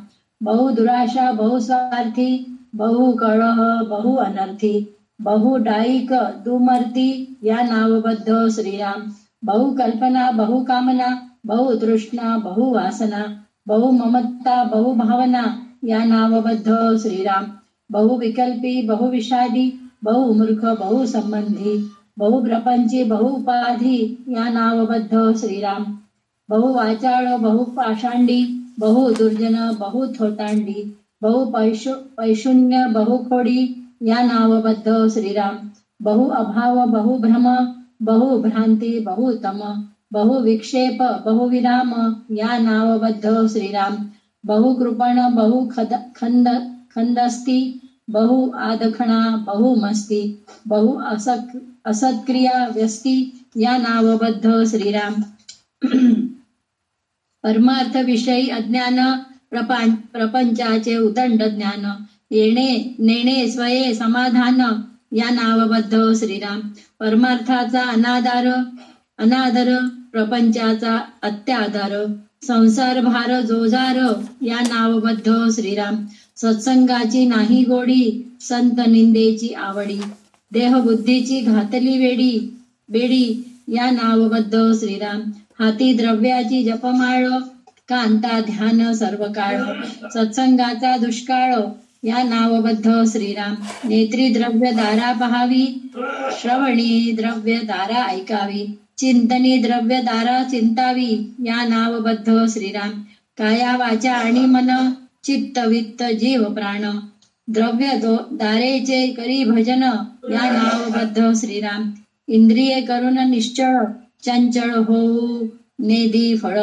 द्रव्य दारेसी लावी सकळ या नावबद्ध श्रीराम द्रव्यदारा तेची तीर्थ द्रव्यदारा तोची परमार्थ द्रव्यदारा सकळ स्वार्थ म्हणे तो बद्ध श्रीराम व्यर्थ जाऊ नेदी काळ संसार चिंता सर्व काळ कथा वार्ता तेची सकळ या नावबद्ध श्रीराम नाना चिंता नाना उद्वेग नाना दुःखाचे संसर्ग करी परमार्थाचा त्याग या नावबद्ध श्रीराम घटिका पळ निमिष भरी दुश्चित्त नव्हता अंतरी सर्व काळ ध्यान करी द्रव्यदारा प्रपंचाचे श्रीराम तीर्थयात्रा दानपुण्य भक्तिकथा निरूपण मंत्रपूजा जप ध्यान सर्व ही द्रव्यदारा श्रीराम जागृती स्वप्न रात्री दिवस ऐसा लागला विषय ध्यास नाही क्षणाचा अवकाश या नावबद्ध श्रीराम ऐसे बद्धाचे लक्षण मुमुक्षपणी पालटे जाण ऐकतोही ओळखण पुढीलिये श्रीराम पुढीलिये समासी श्रीराम इथे श्री दासबोधे गुरु शिष्य संवादे बद्ध लक्षण नाम समास सातवा श्रीराम समर्थ श्रीराम. आता ह्याच्या पुढच्या 25 ओवीमध्ये बद्ध कसे असतात तेच सांगितलेले आहेत. म्हणजे ते कसे असतात, भ्रष्टाचार असतं, त्यांच्यामध्ये अनाचार असतं, पुन्हा त्यांच्यावर दुराशा असतं, इच्छा खूप, स्वार्थीपणा, सतत भांडण तंटे करणारे, म्हणजे बद्ध लक्षण. आता आपण ह्याच्यावरून आपल्याला कळतंय की आपण कमीत कमी बद्ध तरी नाहीत. आपल्यामध्ये सतत भांडण करायची वृत्ती नाहीये किंवा भ्रष्टाचार करायची वृत्ती नाहीये आपल्यामध्ये. आपण अनाचार करत नाहीत, कशाच्या मध्ये कोणाच्या ह्याच्यामध्ये दबून राहत नाहीत कोणाबद्दल. आणि स्वार्थीपणा, माझंच सगळं चांगलं व्हायला पाहिजे, माझ्या मुलाचंच सगळं चांगलं व्हायला पाहिजे समोरच्याचं. कारण आता आपण थोडंसं बद्धामधून मुमुक्षूच्या वाटेला लागलेले आहोत. त्याचा अर्थ काय, मुमुक्षूच्या वाटेला लागलेले आहोत त्याचा अर्थ काय, म्हणजे आपण चांगले चांगले ग्रंथ आपण हातात घेतलेले आहोत. चांगले चांगले ग्रंथ हातात घेतल्यानंतर प्रत्येकाच्या मुखामध्ये आता आपण जसं जसं आपण हे ग्रंथ वाचत जात आहोत, त्याचा अभ्यास करत आहोत, प्रत्येक जण म्हणतात नाही हो आमच्यामध्ये पुष्कळ फरक आलं, पहिले ही गोष्ट कळत नव्हतं आम्हाला, पण आता कळायला लागलं हो, कसं वागायला पाहिजे, कसं भेदभाव करू नये, कसं वागायला पाहिजे, कसं रागाच्या ह्याच्यातून आपण कसं बाहेर यायला पाहिजे. पहिले राग आलं म्हणलं तर 3-3 दिवस त्याच रागामध्ये, माझ्याशी ही बाई असं वागली ना मी तिच्याशी तसंच वागणार, ही वृत्ती आपल्यामध्ये होती. पण आता आपल्यामध्ये ते चेंजेस येत आहेत. तर ते चेंजेस येणं म्हणजे काय, आपल्यामध्ये मुमुक्षुपणा येत आहे हे आपल्याला कळणं आहे. तर त्याच्यामध्ये आपल्याला काय, द्रव्यदारा हेच ज्याचे तीर्थ, म्हणजे पैसा कमवणं, फक्त पैसा कमवणं, पैसा पाहिजे पैसा पाहिजे पैसा पाहिजे ह्याच्यामध्ये. आणि काही लोकांचं वेळच मिळत नाही हो आम्हाला, त्याचं काय वेळच मिळत नाही, हे काय कोणत्या गोष्टीसाठी वेळ मिळत नाही, देवधर्म करण्यासाठी. क्लास जॉईन कर म्हणून म्हणलं ना, नाही हो वेळच नाही आमच्या जवळ, काय करणार, आले असते हो पण वेळ मिळत नाहीये असं आपण म्हणतो. पण त्या वेळेमध्ये आपण काय करतो, क्लास जॉईन करायचं, परमार्थ ऐकायचे, अध्यात्म ऐकायचे, त्यावेळेस आपल्याला शॉपिंग करायला शॉपिंग मॉलमध्ये जायला आवडतं, सिनेमा बघायला आवडतं, 4 बायका बसून गॉसिप करायचं, किटी पार्टी करायचं, त्या सगळ्या गोष्टीमध्ये आपण अडकलेले असतो. तर त्याच्यामधून आपल्याला बाहेर यायचं नसतं. हे सगळं बद्धपणाचे लक्षण आहेत. तर ते सतत द्रव्य, आता किटी पार्टीमध्ये आपण म्हणजे खेळू नये असं मी म्हणत नाहीये, प्रत्येकाची आवड, असं नाहीये की तुम्ही परमार्थ करतायत, चांगले चांगले ग्रंथ वाचतायत तर बाकीच्या गोष्टीकडे दुर्लक्ष करा असं मी म्हणत नाहीये. पण आपण त्याच्यामध्ये ते काय तंबोला गेम खेळतो आपण एक, तर तंबोला गेम खेळणं चुकीचं नाहीये, पण त्याच्यामध्ये आपण पैसे देऊन खेळतो पहा, ते मात्र चुकीचं आहे असं मला वाटतं. बरं का, मी तुमच्याबद्दल कोणाच्या बद्दल मी असं म्हणत नाही की चुकीचं वागू लागला तुम्ही चुकीचं कर, कारण पैसा आपण देतोय तर त्याच्या बदली 10 रुपये देतोय तर त्याच्या बदली आपल्याला 20 रुपये मिळेल हे आशा ठेवून आणि त्याच्यामधून आपण इन्कम म्हणजे आपल्याला उत्पन्न व्हावं ह्या विचाराने आपण 10 रुपये देऊन ते खेळ खेळतो. टाइमपास म्हणून खेळत नाही. ते टाइमपास म्हणून तुम्ही पैसे देऊन जरी खेळलं तरी काही चुकीचं नाहीये, पण दुसऱ्याला मिळालं आपल्याला मिळालं नाही की आपल्याला काय हो तुम्हालाच मिळू लागलं सारखं सारखं, मला मिळतच नाहीये, माझे नंबर तुम्ही वाचतच नाहीयेत, हे जे मनामधून जे निघतंय ना ते बद्धपणाचे लक्षण आहेत. म्हणजे बद्ध राहणं हे चुकीचं आहे. म्हणजे खेळणं त्याच्यामध्ये हे करणं चुकीचं नाहीये, पण त्याच्यामधून आपण जे राग व्यक्त करतो ते मात्र चुकीचं आहे. तसं न करता आपण चांगलं जर मिळालं ना, आपण टाइमपाससाठी खेळतोय, गेले 10 रुपये जाऊ दे, माझ्या मैत्रिणीलाच गेले ना माझे 10 रुपये, माझे 10 रुपये त्यांचे 10 रुपये मिळूनच तिला 20 रुपये मिळणार आहेत ना, पण तिला मिळालं मला मिळालं नाही, हे जे मत्सर आहे हे राहू नये. चला खेळतोय ना, चला 4 लोकांमध्ये आपल्या मैत्रिणींबरोबर बसलोय, सुखदुःख बोललं झालं, आपलं छान वाटतंय, टाइमपास झालंय, गेले गेले 10 रुपये, ह्याच्याबद्दल वाईट वाटून घेऊ नये, हे आहे चांगले विचार. पण ते पैसे गेले म्हणून जे विचार असतं, घरी आल्यानंतर सुद्धा नवऱ्यासमोर मुलांसमोर, काय रे आज मी किटी पार्टीमध्ये तंबोला खेळले, 10 नाही रे 100 रुपये घातले, 1 रुपये आलं नाही रे, सगळं 100 रुपये गेले, जाऊन तिला मिळालं, ते गीता म्हणून नाही ना, तिला मिळालं मला मिळालं नाही बघ, हे जे दुःख असतं ना हे वाईट आहे. तर हे न होता आपण चांगल्या गोष्टीच्या बद्दल, हेच आपण मी सत्संगाला गेले, तिथं छान गोष्टी ऐकले, माझ्या मैत्रिणीकडून चांगल्या गोष्टी 4 गोष्टी मला ऐकायला मिळाले, त्या संतांकडून चांगल्या गोष्टी ऐकायला मिळाले, हे विचार न करता सतत वाईट गोष्टीबद्दलच विचार करणं हे बद्धपणाचे लक्षण आहेत. म्हणजे आणि ह्याच्यामध्ये त्यांनी काय सांगितलेलं आहे, तुम्ही जे यात्राला जात नाही, तीर्थ करत नाही, दान धर्म करत नाही, ते सगळे बद्धाचे लक्षण आहेत. तर आता त्याच्यानंतर त्यांनी काय म्हणलेत की रात्र आणि दिवस ज्याला दृश्य सुखाचाच ध्यास लागतो तो पण बद्धच आहे. म्हणजे रात्रंदिवस सकाळी दिवसा दुपारी सतत दृश्य सुच, म्हणजे मला हे, आता आपण बाहेर जातो, बंगला बघितलो कोणाचं तरी, काय मस्त बंगला आहे, आपल्याला पण असं बंगला राहील तर किती, अरे आपण ज्या बंगल्यामध्ये राहतो, आपण ज्या घरामध्ये राहतो त्यामुळे आज थंडी ऊन पावसामुळे आपल्याला रक्षण होतंय, किती आपण सुखी आहोत. आपल्याला आज भगवंतानी एवढं डोक्यावर छत दिलेलं आहे, अंगभरून वस्त्र दिलेलं आहे, पोटभर जेवण दिलेलं आहे, हे कमी आहे का? काही लोकांना बिचारांना ते सुद्धा नाही. पण ते विचार करून आपण भगवंताचा आभार न मानता दुसऱ्यांचं जास्त असलेलं, काय त्यांच्या घरी झुंबर आहे हो, काय मस्त आहे, एकदम चकमक चकमक असं लाइटिंग आहे, हे आपल्याकडे काहीच नाहीये, देवाने आपल्याला अजून थोडं दिलं असतं तर बरं झालं असतं, हे एक आपल्या डोक्यामध्ये. आणि बद्धाचं लक्षण अजून एक आहे, आपल्याला इथं ह्या ग्रंथामध्ये दिलेलं नाहीये, पण आपण भगवंतासमोर बसतो, भगवंताचं सगळं पूजा करतो, नैवेद्य दाखवतो, आरती करतो, सगळं केल्यानंतर आपल्या मनाला एक प्रकारचं समाधान मिळतं. मिळाल्यानंतर डोळे झाकतो, डोळे झाकल्यानंतर काय विचारतो आपण भगवंताला, हे सगळं केले रे बाबा, माझ्या मुलाला एक चांगली नोकरी दे बाबा, थोडं जास्त पगाराचं, कारण त्याचं EMI खूप आहे, ते EMI फेडायसाठी तरी कमीत कमी थोडे पगार जास्त दे रे बाबा भगवंता, किंवा माझ्या मुलीचं लग्न होऊ दे रे, माझ्या नवऱ्याचं दुखणं बरं कर, माझे गुडघे खूप दुखतायत रे, हेच रडगाणं आपण भगवंताकडे रडत राहतो. पण हे बद्धाचे लक्षण आहे. पण आपण भगवंताचं सगळं पूजा करून, नैवेद्य दाखवून, आरती करून, सगळं करून ते भगवंताला डोळे झाकून एक फक्त त्याचं काय म्हणतात उपकार माना, भगवंता आज तू जे काही दिलास मला जेवायला पोटभर दिलायस, डोक्यावर माझं छत दिलायस, अंग भरून वस्त्र दिलायस आणि माझं शरीर निरोगी ठेवलायस रे बाबा. मी कोणावर ते आधारित नाहीये, माझं मी करून घेऊ शकते, एवढं मला तू दिलास. तुझ्या एवढं दयाळू, तुझ्या एवढं उपकारी माणूस, तुझ्या एवढं दानधर्म करणारा असं कोणीच नाहीये रे. असंच तू माझ्यावर कृपा करत जा, असं म्हणून एकदा तरी आपण भगवंताला म्हणलो का? नाही म्हणलो. हे म्हणणं म्हणजे मुमुक्षुपणाचे लक्षण आहेत. आणि सतत रडगाणं गाणं, मला हे पाहिजे, मला ते पाहिजे, ये दो वो दो, ये दो वो दो, दो दो दो दो, सातत दे दे दे दे मागणं, हे बद्धपणाचे लक्षण आहेत. तर कमीत कमी आजपासून आपण भगवंताकडे रोज डोळे झाकून भगवंताचं हे करा, उपकार माना की भगवंता आज तू मला दिलायस, त्याच्यामुळे मी जगतीय, आज तुझ्यामुळे हे सगळं काही आहे.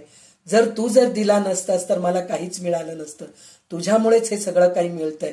म्हणजे आपण बद्धातून बाहेर पडून मुमुक्षूकडे जात आहोत हे आपल्याला कळतं. तर आता आपण पुढचं मुमुक्षू लक्षणाचं घेऊया. आज आपण हळूहळू नाही, थोड्या स्पीडमध्ये जातोय, पण मला वाटतंय की आपल्याला सगळं काही व्यवस्थित कळतंय, तर मग का आपण असं हे करायचं. तर ह्याच्यामध्ये पण 44 ओवी आहेत, तर 22 ओवी घे. श्रीराम समर्थ. दशक 5वा, समास 8वा, मुमुक्ष लक्षण. श्रीराम. संसार मदाचे निगुणे, नानाहीने कुलक्षणे, जयाचे नि मुखावलोकने, दोषची लागे श्रीराम. ऐसा प्राणी जो का बद्ध, संसारी वर्तता अबद्ध, तयास प्राप्त झाला खेद, काळांतरी श्रीराम. संसार दुःखे दुखवला, त्रिविध तापे पोळला, निरूपणे प्रस्तावला, अंतर्यामी श्रीराम. झाला प्रपंची उदास, मने घेतला विषय त्रास, म्हणे आता पुरेसोस, संसारीचा श्रीराम. प्रपंच जाईल सकळ, येथील ब्रह्म तो निष्फळ, आता काही आपुला काळ, सार्थक करू श्रीराम. ऐसी बुद्धी प्रस्तावली, पोटी अवस्था लागली, म्हणे माझी वयसा गेली, व्यर्थची अवघी श्रीराम. पूर्वी नाना दोष केले, ते अवघेची आठवले, पुढे येऊनी उभे ठेले, अंतर्यामी श्रीराम. आठवे येमाची यातना, तेणे भयेची वाटे मना, नाही पापसी गणना, म्हणोनिया श्रीराम. नाही पुण्याचा विचार, झाले पापाचे डोंगर, आता दुस्तर हा संसार, कैसा तरो श्रीराम. आपले दोष आच्छादिले, भल्यास गुण दोष लाविले, तेव्हा म्या व्यर्थच निंदले, संत साधू सज्जन श्रीराम. निंदे ऐसे नाही दोष, ते मज घडले की विशेष, माझे अवगुणी आकाश, बुडो पाहे श्रीराम. नाही ओळखले संत, नाही अर्चिला भगवंत, नाही अतीत अभ्यागत, संतुष्ट केले श्रीराम. पूर्व पाप ओढवले, मज काहीच नाही घडले, मन अव्हाटी पडिले, सर्व काळ श्रीराम. नाही कष्टविले शरीर, नाही केला परोपकार, नाही रक्षिला आचार, काम मध्ये श्रीराम. भक्ती माता हे बुडविली, शांती विश्रांती मोडिली, मूर्खपणे म्या विघडली, सद्बुद्धी सद्भासना श्रीराम. आता कैसे घडे सार्थक, दोष केले निरर्थक, पाहो जाता विवेक, उरला नाही श्रीराम. कोण उपाय करावा कैसा परलोक पावावा, कोण्या गुणे देव अधिदेवा पाविजेल श्रीराम. नाही सद्भाव उपजला, अवघा लौकिक संपादिला, दंभ वरपंगे केला, खटाटोप कर्माचा श्रीराम. कीर्तन केले पोटासाठी, देव मांडिले हाटवटी, आता देवा बुद्धी खोटी, माझी मीच जाणे श्रीराम. पोट धरुनी अभिमान, शब्दी बोले निराभिमान, अंतरी वांछोनिया धन, ध्यानस्थ झालो श्रीराम. वित्पत्तीने लोक भोंदिले, पोटासाठी संत निंदिले, माझे पोटी दोष भरले, नाना प्रकारीचे श्रीराम. सत्यतेची उच्छेदिले, मिथ्यतेची प्रतिपादिले, ऐसे नाना कर्म केले, उदरा भरणे श्रीराम. ऐसा पोटी प्रस्तावला 22 ना. हम्म. उदरा भरणे श्रीराम. हा. तर आता काय होतं, हे बद्धपणाचं कुठपर्यंत असतं, तरुणपणामध्ये सगळं बद्धच लक्षण असतं. म्हणजे पोट भरण्यासाठी, मुलाबाळांसाठी, आपल्या शरीरासाठी, ह्याच्यासाठीच आपण जगत राहतो. पण एक वय झाल्यानंतर, 40 झाल्यानंतर, 40-45 झाल्यानंतर मुलं जसे मोठे होत राहतात तेव्हा आपलं शरीर थकत जातं. आपण इतके वर्ष कष्ट करून करून करून आपलं शरीर थकत जातं की नाही. मग त्यावेळेस आपल्याला कळायला लागतं की आतापर्यंत आपण कसं वागलो, कसं लोकांशी वागलो, काय काय केलो. आपण तीर्थ केलो नाही, म्हणजे तीर्थयात्रेला गेलो नाहीत, आपण काय दान धर्म केलो नाहीत, कोणाशी चांगलं बोललो नाहीत, सतत तुटक वागत आलोत, सतत पैसा कमवण्यामध्ये वेळ घालवलोत, सतत रागामध्ये माझ्याजवळ कोणी येऊ नये असं आपण रागामध्ये राहणं, हे सगळं करत आलो. तर त्याच्यामध्ये त्यांनी काय सांगितलंय, एक गोष्ट असं सांगितलंय की आतापर्यंत घालविलेल्या जीवनाबद्दल अनुताप आणि त्याचबरोबर आत्मज्ञानाबद्दल तळमळ. म्हणजे आतापर्यंत आपण जी जी चुकी केलो त्याचं आपल्याला जाणीव होते. आणि नंतर काय होतं, आत्मज्ञानाचं तळमळ लागतं की हे सगळं मिथ्या आहे, जग सगळं मिथ्या आहे, मुलं बाळ खोटे आहेत, आज आहेत उद्या नाहीये, पैसा आहे आज आहे उद्या नाहीये, पोटभर जेवण मिळतंय तेवढंच आहे, आज आपल्याला दररोज बासुंदी पाहिजे, श्रीखंड पाहिजे, जिलेबी पाहिजे, ह्याच्यापेक्षा रोज एवढं वरण भात मिळालं, भाजी पोळी मिळालं तर पुरे, हे जे कळणं आहे. आणि ते सगळं झाल्यानंतर भगवंत काय आहे हे कळून घ्यायची वृत्ती. आणि आपले ग्रंथ किती आहेत, आपल्या ग्रंथांमध्ये काय काय लिहिलेले आहे, ह्या गोष्टीची तळमळ लागते. तळमळ लागल्यानंतर मग आपण त्याच्याकडे जाण्यासाठी प्रयत्न करतो. म्हणजे आता ह्या गीतामध्ये काय आहे, ह्या भागवतामध्ये काय आहे, ह्या दासबोधामध्ये काय, ज्ञानेश्वरीमध्ये काय, ललिता सहस्रनाम इतकं दिवस वाचलोत आपण, पुष्कळदा वाचलोत, असे पारायण कितीतरी केलोत ललिता सहस्रनामाचे, दासबोधाचे पारायण भरपूर केलोत, पण त्याच्यामध्ये काय आहे आपल्याला माहित नाही. ते कळून घ्यावं वाटतं आपल्याला. अरे आपण इतकं नुसतं वाचत आहोत. ताई आता बघा, ललिता सहस्रनाम झालं की सौंदर्य लहरी घ्या बरं का. सौंदर्य लहरी झाल्यानंतर तुम्ही शिवानंद लहरी घ्या, ज्ञानेश्वरी घ्या, तुम्ही भागवत घ्या ताई. म्हणजे काय, आम्हाला ह्याच्यामध्ये काय, ह्या ग्रंथामध्ये काय, त्या ग्रंथामध्ये काय, हे कळून घेण्याची तळमळ लागणं, ह्याला मुमुक्षुपणा म्हणतात. आणि साधू संत काय म्हणतात माहितीये काय, मुमुक्षु जेव्हा होतो, म्हणजे मुमुक्षु लक्षणं जे आहेत ना, ते माणसाचं दुसरं जन्म आहे. म्हणजे एक जन्म तर आपल्या आईच्या पोटी झालेलंच असतं आपल्याला. दुसरं जन्म म्हणजे काय, भगवंत काय हे कळून घेण्यासाठी म्हणून जे तळमळ जे असते ना, ते आपल्याला दुसरं हे आहे म्हणून सांगितलेलं आहे. आणि आत्मज्ञानाच्या तळमळीमुळे मुमुक्षु संतांची संगत धरतो. म्हणजे मुमुक्षु जो असतो की नाही, आता जे मुमुक्षुचे लक्षणं काय आहेत, म्हणजे मला काय हे सगळं मी केलेलं चूक आहे हे कळतं त्याला. आणि नंतर मला कसं वागायचंय, काय करायचंय, मग आपल्याला कोणाकडून तरी कळून घ्यावं लागतं ना, आपल्याला कळत नाही. मग कुठल्या तरी एका गुरुला भेटतो, कुठल्या तरी एका मैत्रिणीला भेटतो, कुठल्या तरी एका संताकडे जातो, जाऊन कुठलं तरी एक ग्रंथ हातात घेतो, मग वाचायला सुरू करतो. वाचत असताना आपल्याला त्याचा अर्थ कळत नाही, तर त्याच्यासाठी म्हणून आपण काय करतो, मग कुठल्या तरी एका चांगल्या जाणकाराकडे जातो आपण. मग त्याच्याकडे जाऊन सगळं आपण जाणून घ्यायची आपली तयारी होते, संत संगत धरतो आपण. नंतर त्यांनी सांगितलेले साधन करून साधक बनतो. मुमुक्षु म्हणजे काय, कळून घेणं, हे काय, ते काय, ते काय, हे काय, म्हणजे ह्या ग्रंथात काय, त्या ग्रंथात काय, हे सगळं कळून घेणं जे आहे की नाही, ते मुमुक्षुपणाचे लक्षण आहेत. पण हे मुमुक्षुपणाचे लक्षण केव्हा होतं, बद्धपण सगळं आपल्या अंगी काढून टाकलं की मुमुक्षुपण आपणहून यायला लागतं. तर आता पुढचे ओवी पण वाचून घे.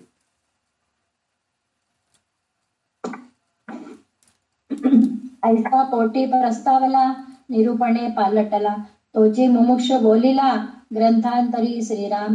पुण्य मार्ग पोटी धरी सत्संगाची वांछा करी विरक्त झाला संसारी या नाव मुमुक्ष श्रीराम गेले राजे चक्रवर्ती माझे वैभव ते किती म्हणे धरू सत्संगती या नाव मुमुक्ष श्रीराम आपुले अवगुण देखे विरक्ती बळे ओळखे आपणासी निंदी दुखे या नाव मुमुक्ष श्रीराम म्हणे मी काय अनोपकारी म्हणे मी काय दंभधारी म्हणे मी काय अनाचारी या नाव मुमुक्ष श्रीराम म्हणे मी पतित चांडाळ म्हणे मी दुराचारी खळ म्हणे मी पापी केवळ या नाव मुमुक्ष श्रीराम म्हणे मी अभक्त दुर्जन म्हणे मी हिना हुन हिन म्हणे मी जन्मलो पाषाण या नाव मुमुक्ष श्रीराम म्हणे मी दुराभिमानी म्हणे मी तपिळ जनी म्हणे मी नाना व्यसनी या नाव मुमुक्ष श्रीराम म्हणे मी आळसी अंगचोर म्हणे मी कपटी कातर म्हणे मी मूर्ख अविचार या नाव मुमुक्ष श्रीराम म्हणे मी निकामी वाचाळ म्हणे मी पाषांडी तोंडाळ म्हणे मी कुबुद्धी कुटिळ या नाव मुमुक्ष श्रीराम म्हणे मी काहीच नेणे म्हणे मी सकळाहुनी उणे आपली वर्णी कुलक्षणे या नाव मुमुक्ष श्रीराम म्हणे मी अनाधिकारी म्हणे मी कुश्चिळ अघोरी म्हणे मी नीच नानापरी या नाव मुमुक्ष श्रीराम म्हणे मी काय अपस्वार्थी म्हणे मी काय अनर्थी म्हणे मी नव्हे परमार्थी या नाव मुमुक्ष श्रीराम म्हणे मी अवगुणांची राशी म्हणे मी व्यर्थ आलो जन्मासी म्हणे मी भार झालो भूमीसी या नाव मुमुक्ष श्रीराम आपणास निंदी सावकाश पोटी संसाराचा त्रास धरी सत्संगाचा हव्यास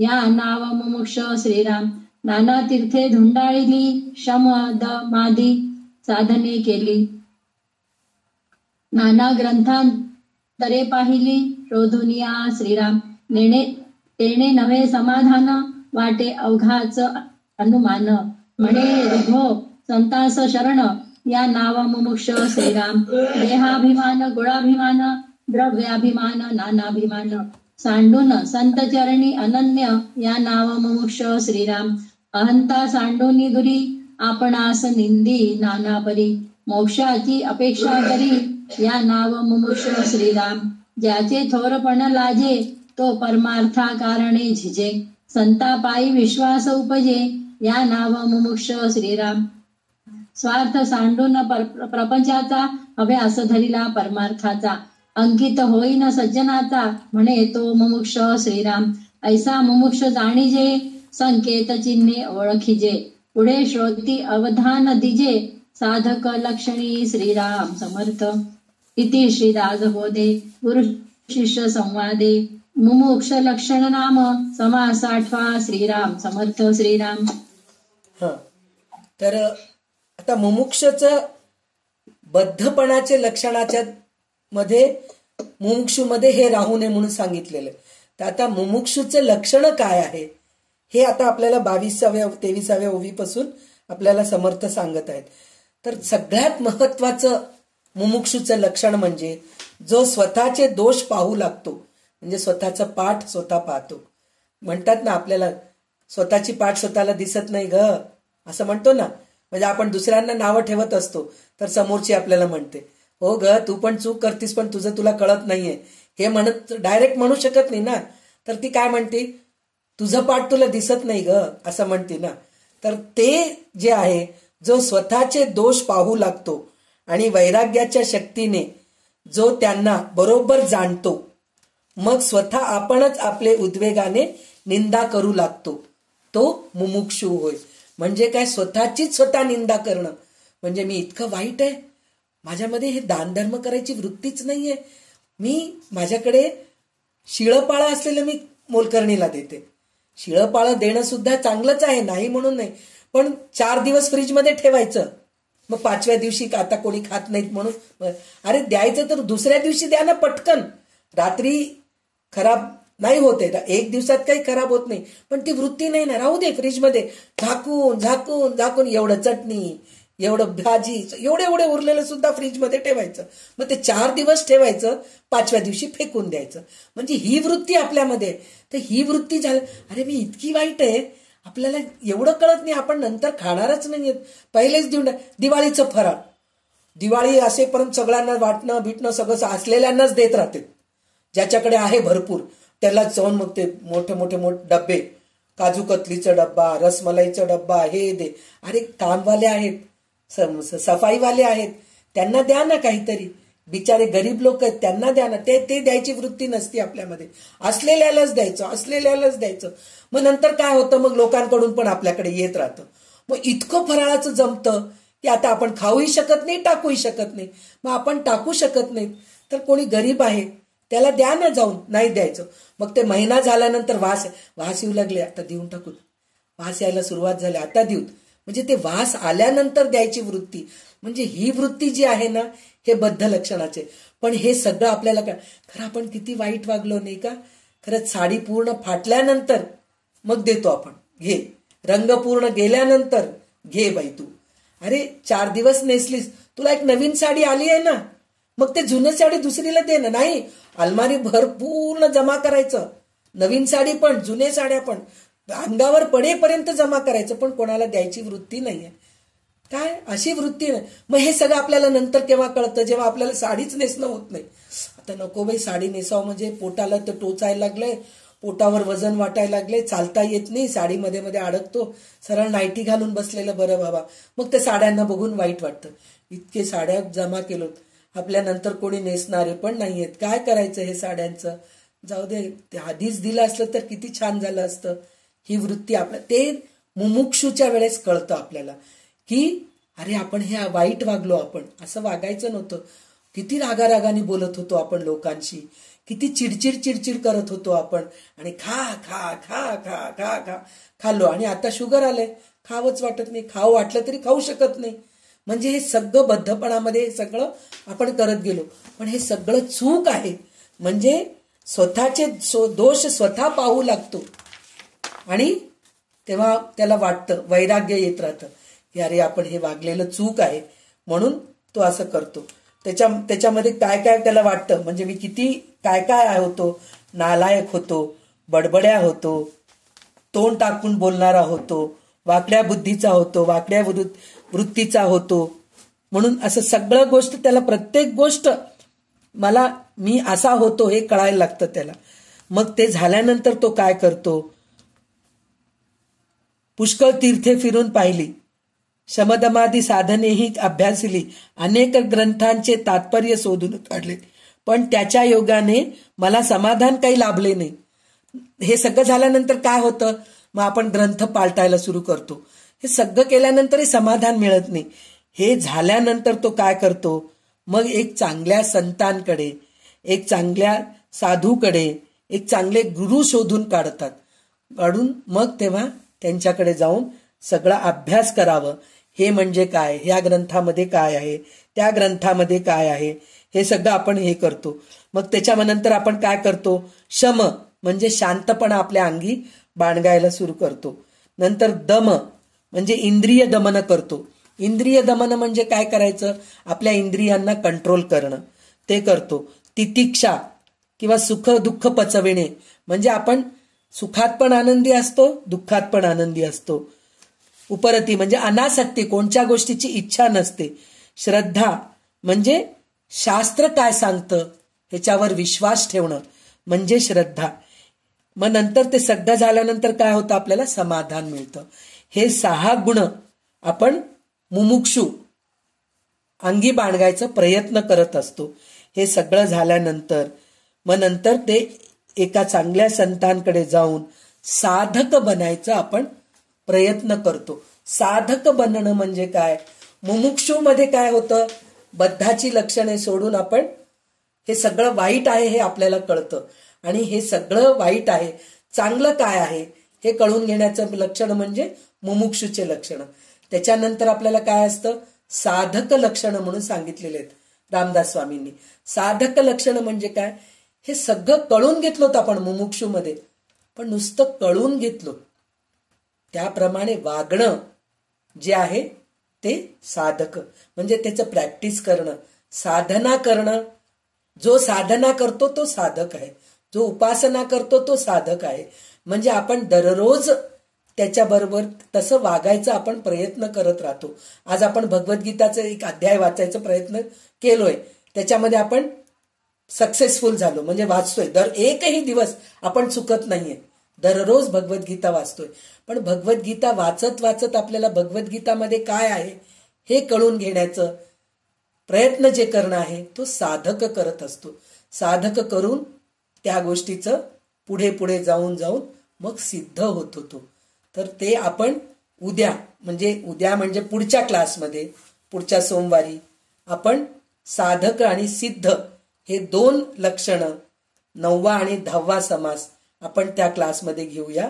आज आपण इथेच थांबूया, कारण आपण आता मुमुक्षूच्याच रस्त्यात आहोत, अजून साधकाच्या रस्त्यात आलेले नाहीयेत. आपण प्रयत्न चाललंय आपलं, मुमुक्षूच आहोत.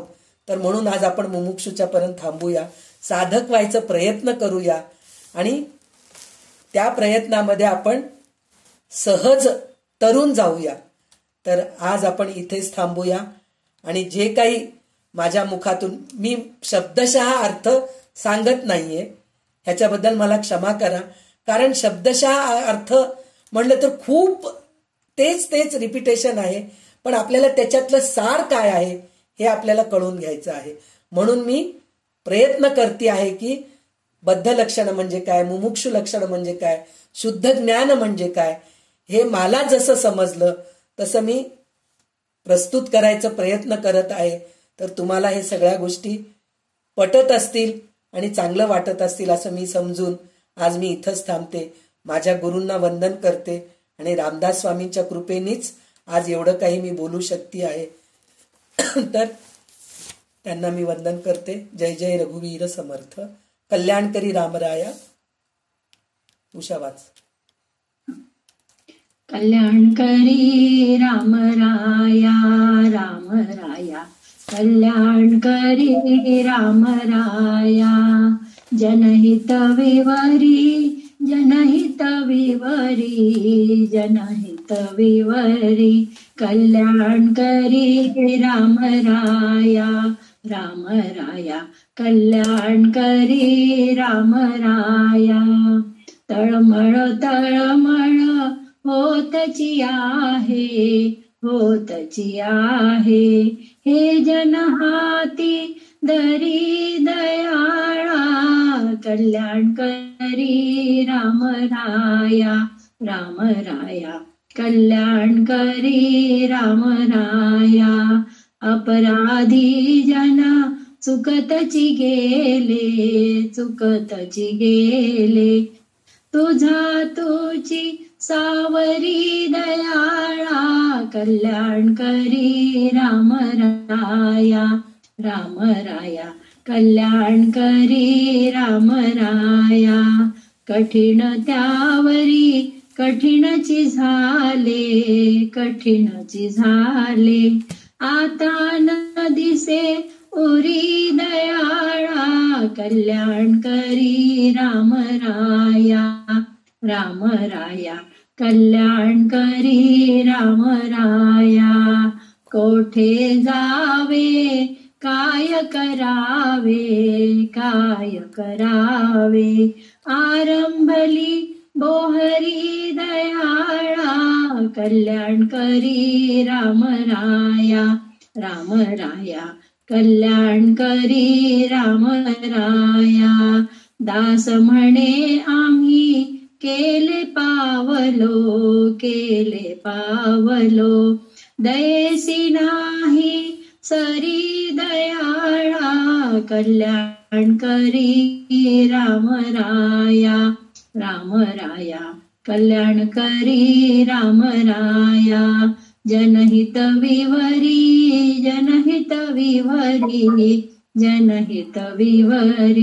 कल्याणकरी रामराया. जय जय रघुवीर समर्थ. सदा सर्वदा योग तुझा घडावा, तुझे कारणी देह माझा पडावा पेशू नको गुणवंता रघुराम जय जय रघुवीर समर्थ. जय जय रघुवीर समर्थ.